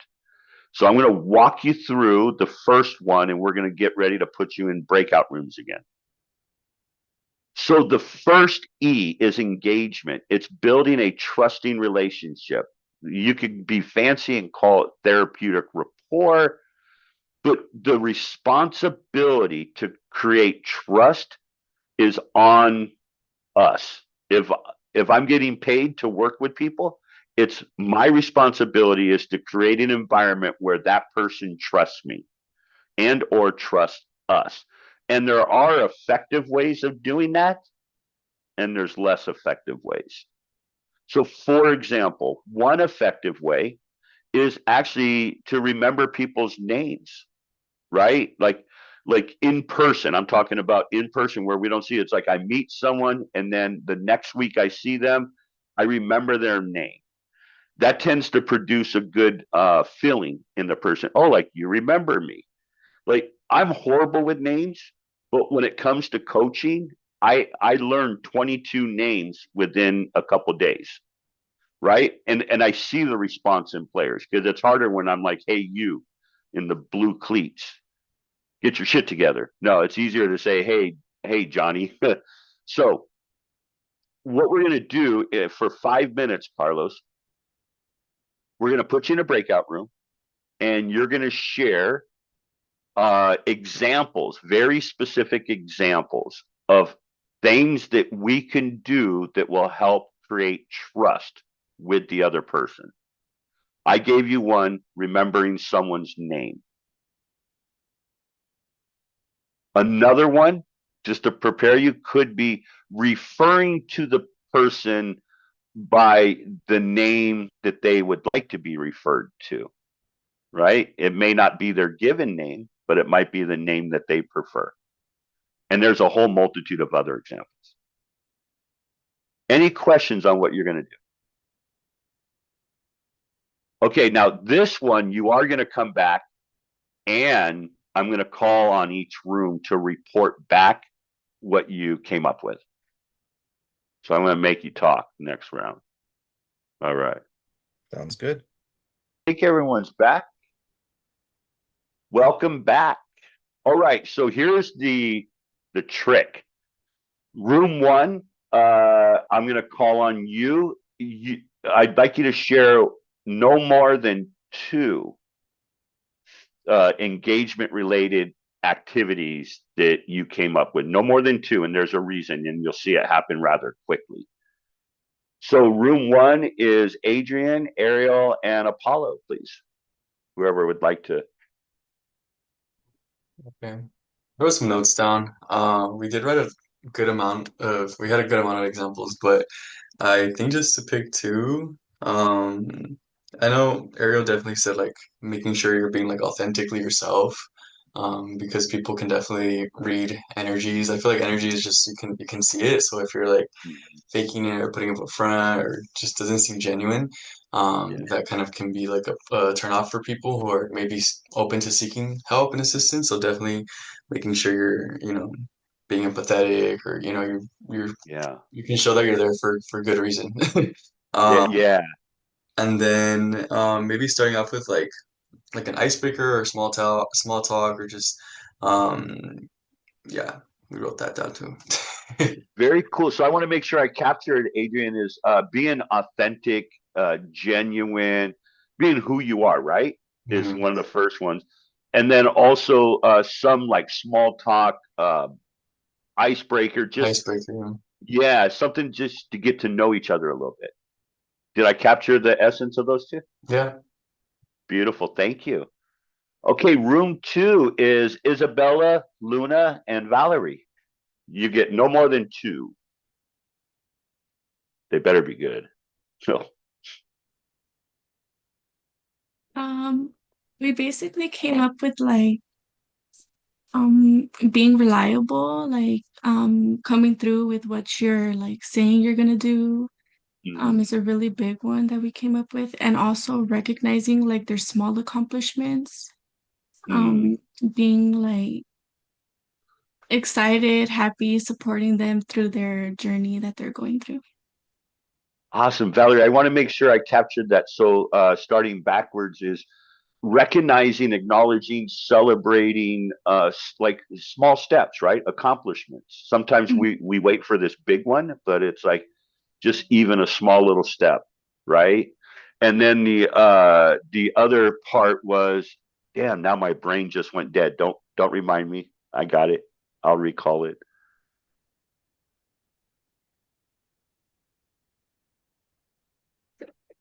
Okay. I I lost it. Being reliable.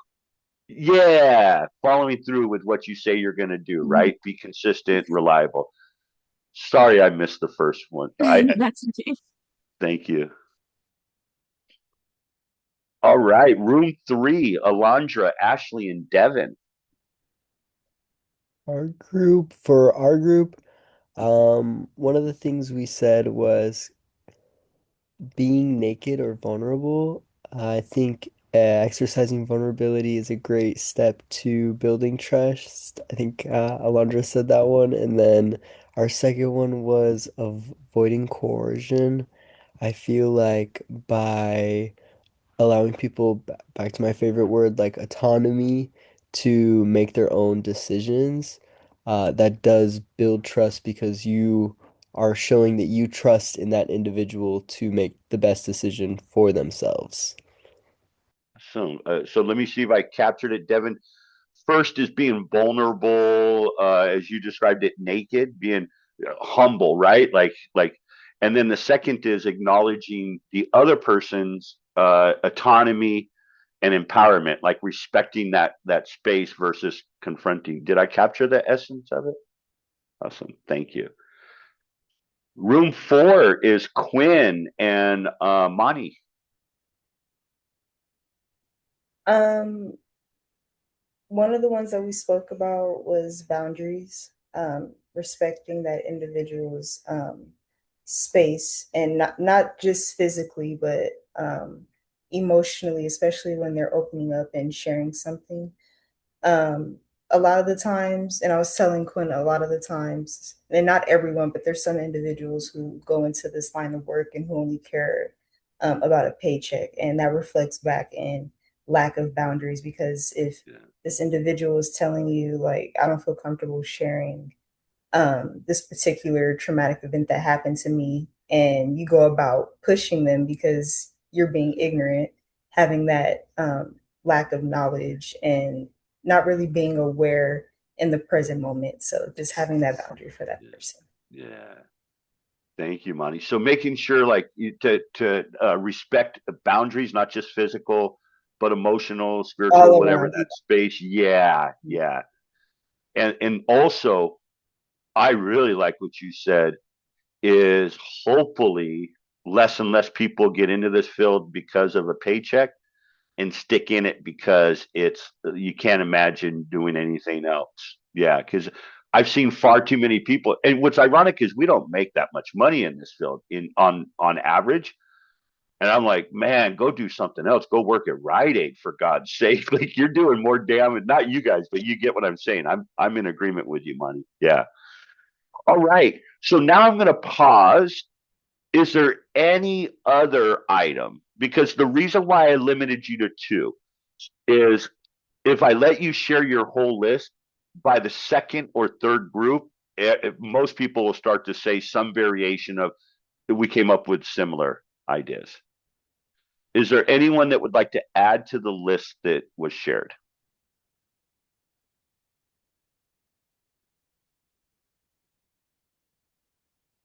All right, I'll add. So another one that I've seen work really well is actually finding a common interest, and it doesn't even have to be common. It's finding something of their interest. Like it could be different type of musics and movies and books and literature and art and things, and actually asking that person about their interests, right? And remembering that about them. Um, I find humor can work. It can also backfire, like not being so serious. But I've also here's where it's backfired for me. I've had people say, "I don't know what the hell you think is so funny," and I've had to say, "Yeah, you're right," because I don't think there's a thing I can't find some funny to it, right? And that's so. It's also having that humility to admit when we didn't get it right. It's okay, right? It's Yeah. So good job, everyone. So the goal is that when we meet someone, I always like to describe it as this, even though it's not, it's very similar to meeting a friend or even a possible significant other or whatever it is, right? We meet people, it's having a profound and genuine interest in learning about them through them, right? And paying attention to the cues. So there's a lot of stuff we can do and adjustments that can be made. But this is why I like harm reduction, is because it's a reminder that we don't have to they don't have to trust me today or tomorrow or next month, but I'm going to continue to work on developing that trust, right? And I'm going to pay close attention to who they are and how they're responding. So for example, I've already shared with you I like to cuss.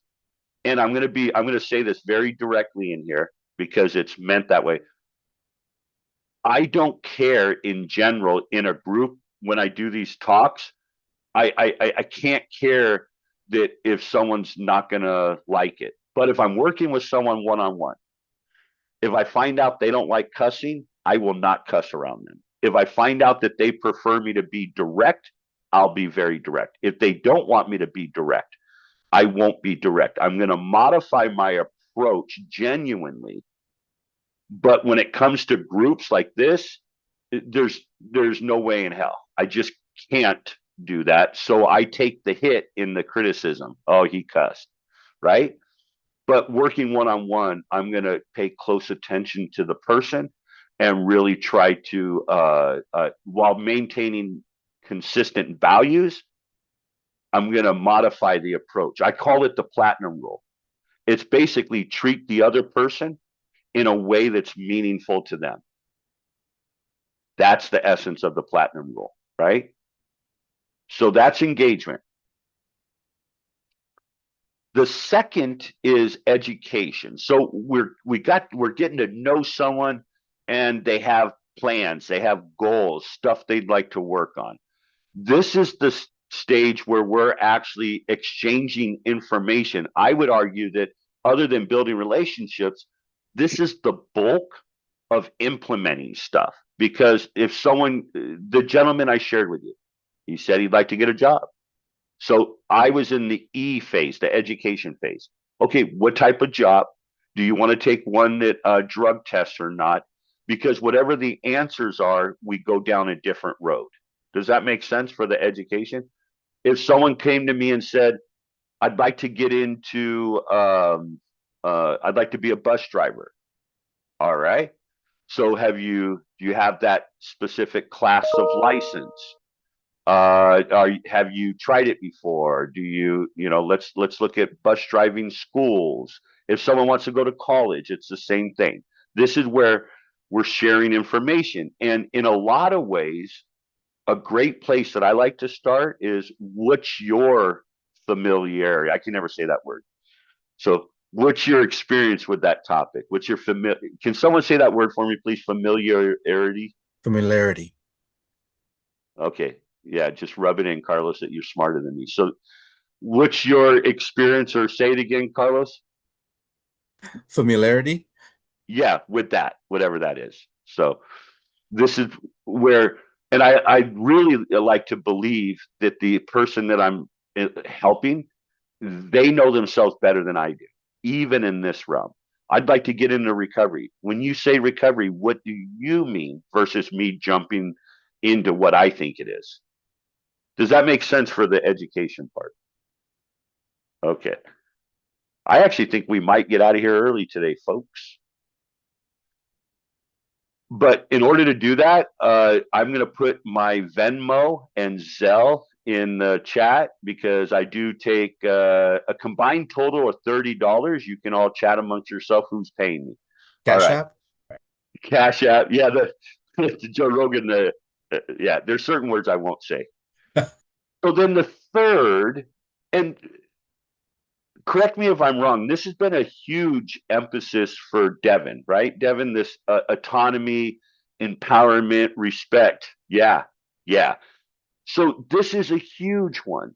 And for me too, this is really about respecting the person.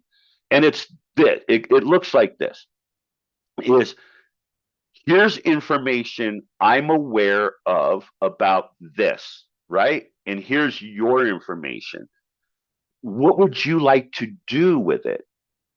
And I actually hopefully role modeled this earlier today, which is this ultimate empowerment and autonomy, which is this is you could do whatever you want with this information. What I tend to like to do, especially in the context of helping people, is I ask people for permission. Hey, can I share something with you?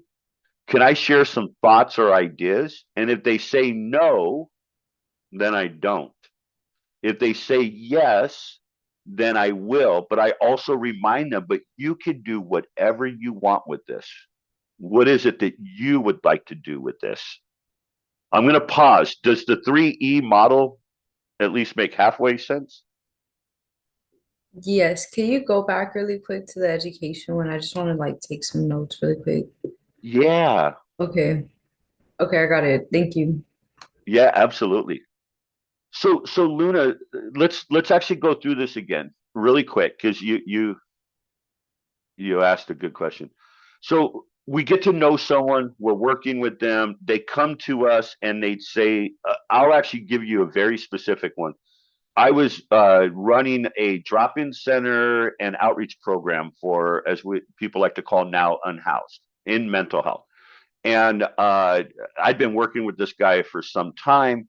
And every afternoon, he would be there in the morning. And then every afternoon, he would return drunk. But he was fine. We allowed him to be at the agency drunk. And I mean, I'm talking trash, probably like a case of beer by early afternoon. And he was very honest. He trusted us. He came to me one day and said, I'd like to get a job. So I got into the education part, in sharing information. And I shared, well, we actually have an in-house employment program. It's a low risk activity because they will hold you accountable to doing the job, but it's not community-based employment. It's good to get people started working, right? And I said, they actually have an opening in their maintenance program, which is like, you got to come in at like 6 o'clock in the morning to get the offices ready. And he agreed to do it. So I said, well, okay, so let's talk about your plan around alcohol. Obviously, even our employer, even though we're an agency, not a big fan of people being intoxicated while you're working. And so he's all like, yeah, I can do that job and I can refrain from drinking. And when we got to it, I said, but this is your call. It really is what you want to do. He actually took the job. He was amazing. And I remember having a follow-up conversation with him. And I asked him, hey, I noticed you're not in here as drunk as you used to be, because he received services, worked, and he would return also for services. And he's like, yeah, Guyton, the interesting thing is that working has taken away from some of my drinking time. So I'm not able to consume as much. And that was literally his answers. He never quit drinking. It was that he continued to work, and that was a positive activity where while he was working, he wasn't drinking. And he actually ended up, living a better life for him. So we are at the break time and the final activity. So why don't we take our final break and then we'll get into the final activity. Sounds good.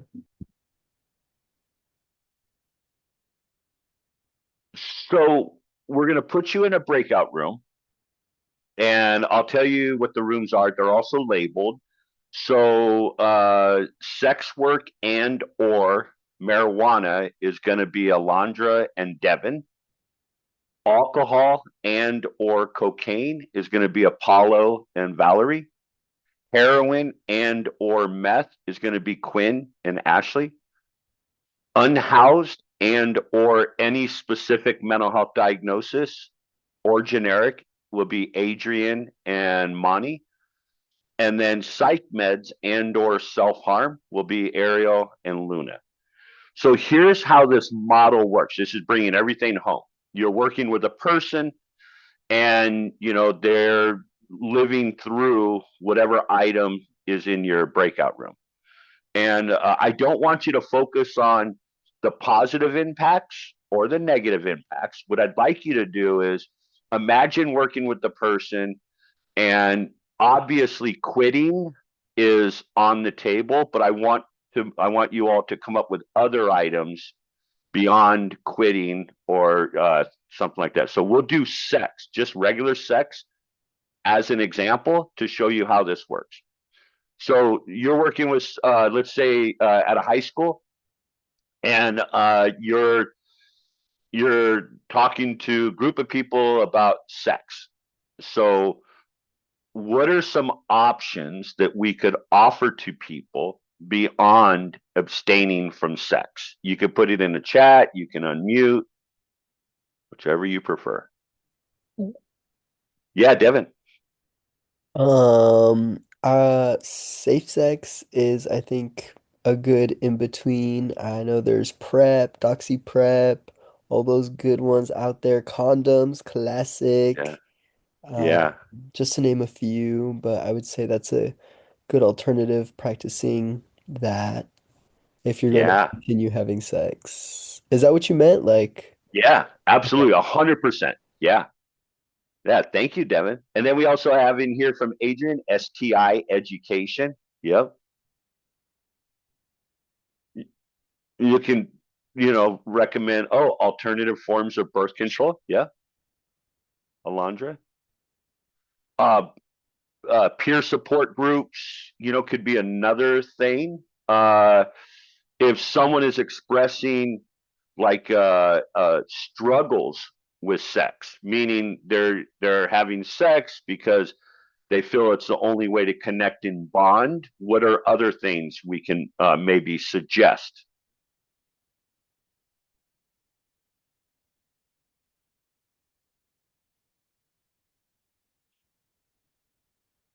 Maybe a counselor, again, peer support group, maybe therapist.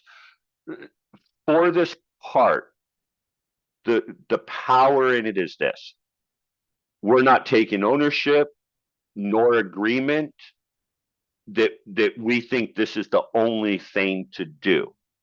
So everything at that point can be suggested, shared, offered. It becomes limitless, because at the end of the day, like Devin and I believe, we're reminding the person is like, what would you like to do? What would work for you? I'm familiar with these 6 things. You're familiar with those 8 things. How can I help you with the strategy that you'd like to use? Does that make sense to people? Any questions about it? All right. So I want us to walk into your group with a safe assumption that for everything we do, there are positive benefits, positive impacts. There are. There's something positive about it, even if the negative outweighs the positive. They're still positive. Trust me on that. Like when I did all those drugs, there were positive reasons why I did it. Obviously, I had a lot of negative consequences. But I want you to only focus on the different things that you could offer that you're familiar with. And in some cases, like some of the drugs, like heroin, cocaine, meth, you can use them. The common ways are needles, smoking, or snorting. Those are the common, but there's also other ways like people do it. Like I call it the booty bump. It's like you can get a Tampax or like something and put liquid and right at your anus. Yeah, because the membranes, there's people do that. They do it with alcohol too. So you could think about it through the lens of we're going to focus on like needles or smoking or snorting. So any questions about your activity? So to be clear, we're doing the alternatives and the positive impacts, or we're doing the positive impacts, negative impacts, and interventions. Good question, Adrian. You're going to stay away from the positive and the negative and only focus on the intervention Got piece. it. It's basically the Okay. education piece. Yeah. All right. Okay, you got 10 minutes. You can focus on one or both, and then you'll be prepared to report back. You ready to do this, peoples? All right. Here you go. All right. So welcome back, everyone. Let's see. Let me pull up the breakout rooms. All right, sex work and or marijuana. What did you two come up with?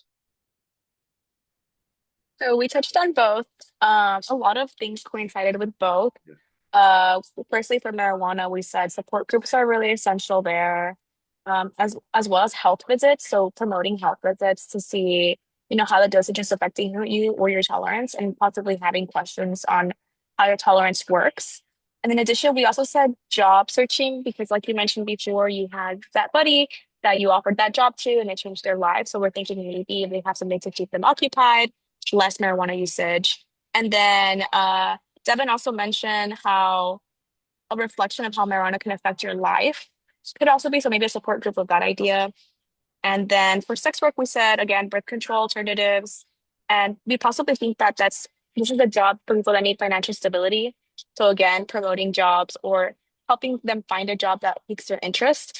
And then Devin also mentioned housing could also be very important with sex work as well. So finding help for that as well. And yeah. Oh, and education about STIs and UTIs also very important. Awesome. Awesome. So, how did that feel for you two? Like going through this? Did it feel practical, realistic? I know for myself, I struggled with finding out like for marijuana, because when you think of like marijuana, it's kind of like, oh, she's like the first evolution of drugs. Like that's like Yeah. baby. Yeah.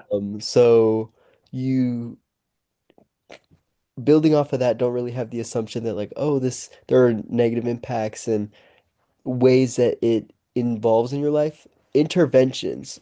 Nobody Yeah. really wants to intervene. You usually intervene after it escalates into other recreational activities.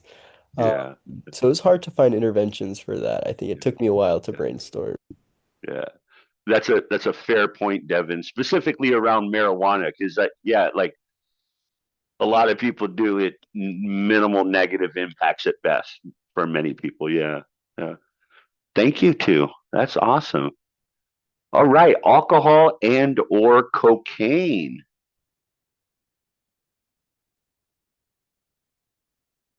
I don't know if Valerie wants to share, but we was kind of talking about like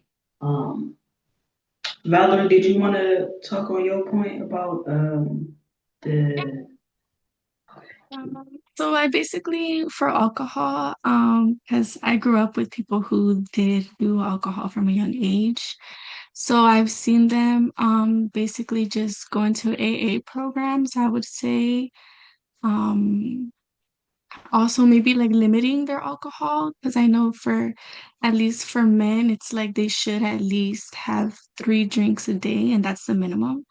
And I know like a lot of people they do go over that. So I would just say like limiting your alcohol is a good way to try and slow down from drinking and maybe perhaps stop in the future. And then for cocaine, I also like when to avoid drinking alcohol. Like if you're pregnant or like if you're like going through like well, everyone goes through difficult emotions and their way is alcohol, but that can also cause more mental. And also for cocaine, I also put like planning safer environment. If you know you're gonna do this type of drug, just plan a safe place to be because not being safe can lead to any kind of disaster or something. Yeah. And also combining drugs. I put that should be something to avoid.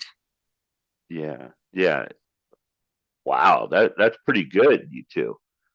That really is because you touched on some like moderation, what we would call moderation components, like monitoring, like okay, maybe try having no more than, and like also environmental. like again, from getting drugs from people you trust, or using or drinking around people that you trust, things like that. Very good. Yeah, I like it. Good job. All right, heroin and or meth.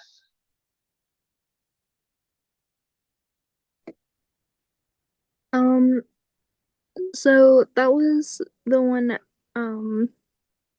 that my group worked on, and I disclosed like that this is a bit of a sensitive topic for me because I have a family member who unfortunately was into one of these substances, and I didn't get the chance at intervention or education or any sense of recovery with them because they're no longer with us. And it just like I feel like when I think of like I guess some sort of education or intervention with this sense, I would think of like just like trying to I guess in the sense like I put it in an example of like bring them to the community or bring the community to them and meet them where they're at, and like also offer like alternatives to like said substance. And like I know that could come in different forms. Like I know some people use like candy, and like some people can use like coloring, or even just like like making an alternative like drink or just something to cope without having it. And yeah, I feel like it was we didn't really get to elaborate too hard on it because like I said, I have a bit of a hard time with this one. But yeah, I feel like we both connected and like spoke like a good amount on it. Quinn, thank you for sharing that, and my heart goes out to you. Thank you. Yeah.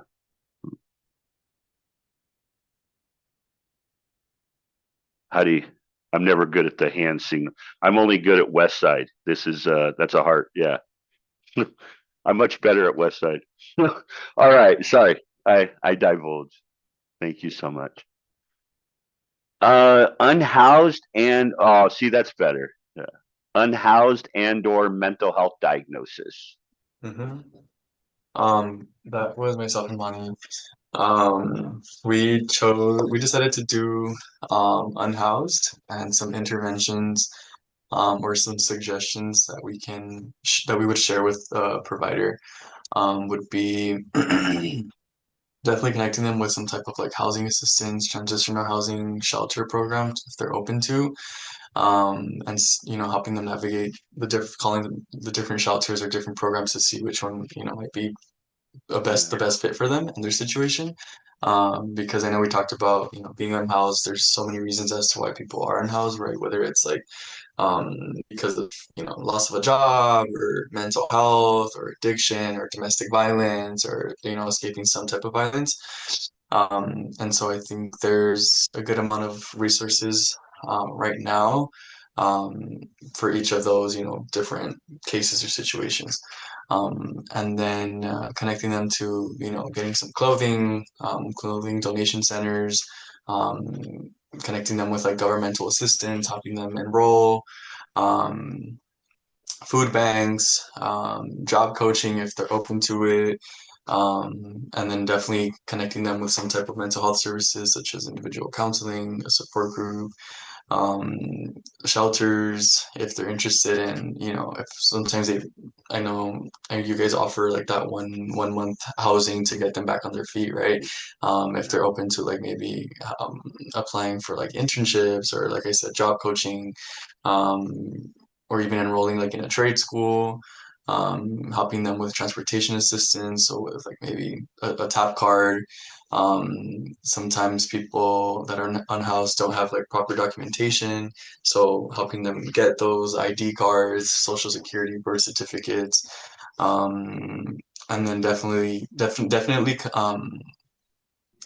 talking about like health and wellness, education, self-care, how to practice that, what that looks like for them, and starting conversations around that. So those are some of the things that we wrote. What a hell of a list. It it really it really covered like the like all aspects of being unhoused in, like, whether it be the job thing, the clothing thing, the transportation thing, the ID thing, the school thing, just even shelter, food, comfort. That was nice. Yeah. Thank you. All right. Last but not least, psych meds and or self-harm.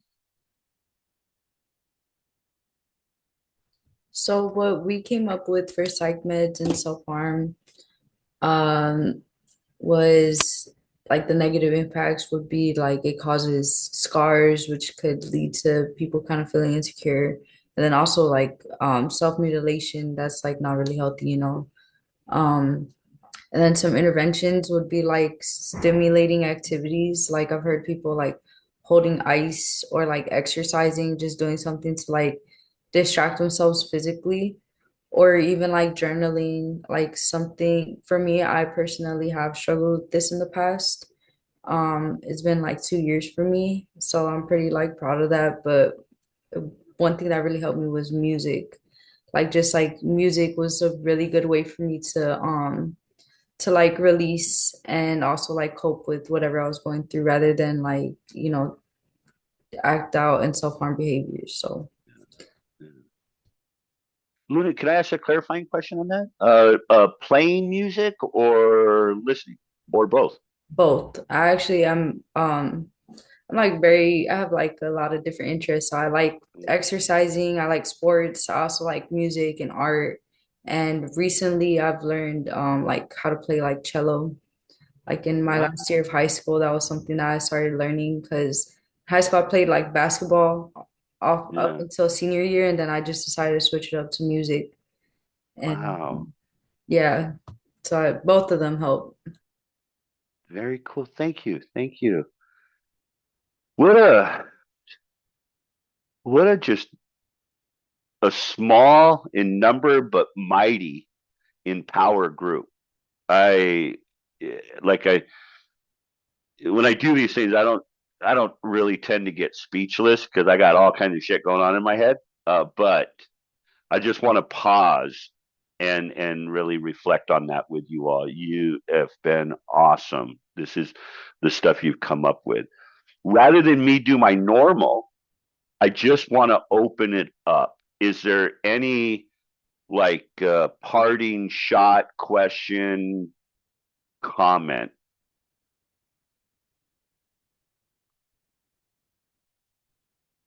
Even if you don't, we're still going to stay till 1, so we might as well occupy it with some combo. No, we are gonna get out of here early.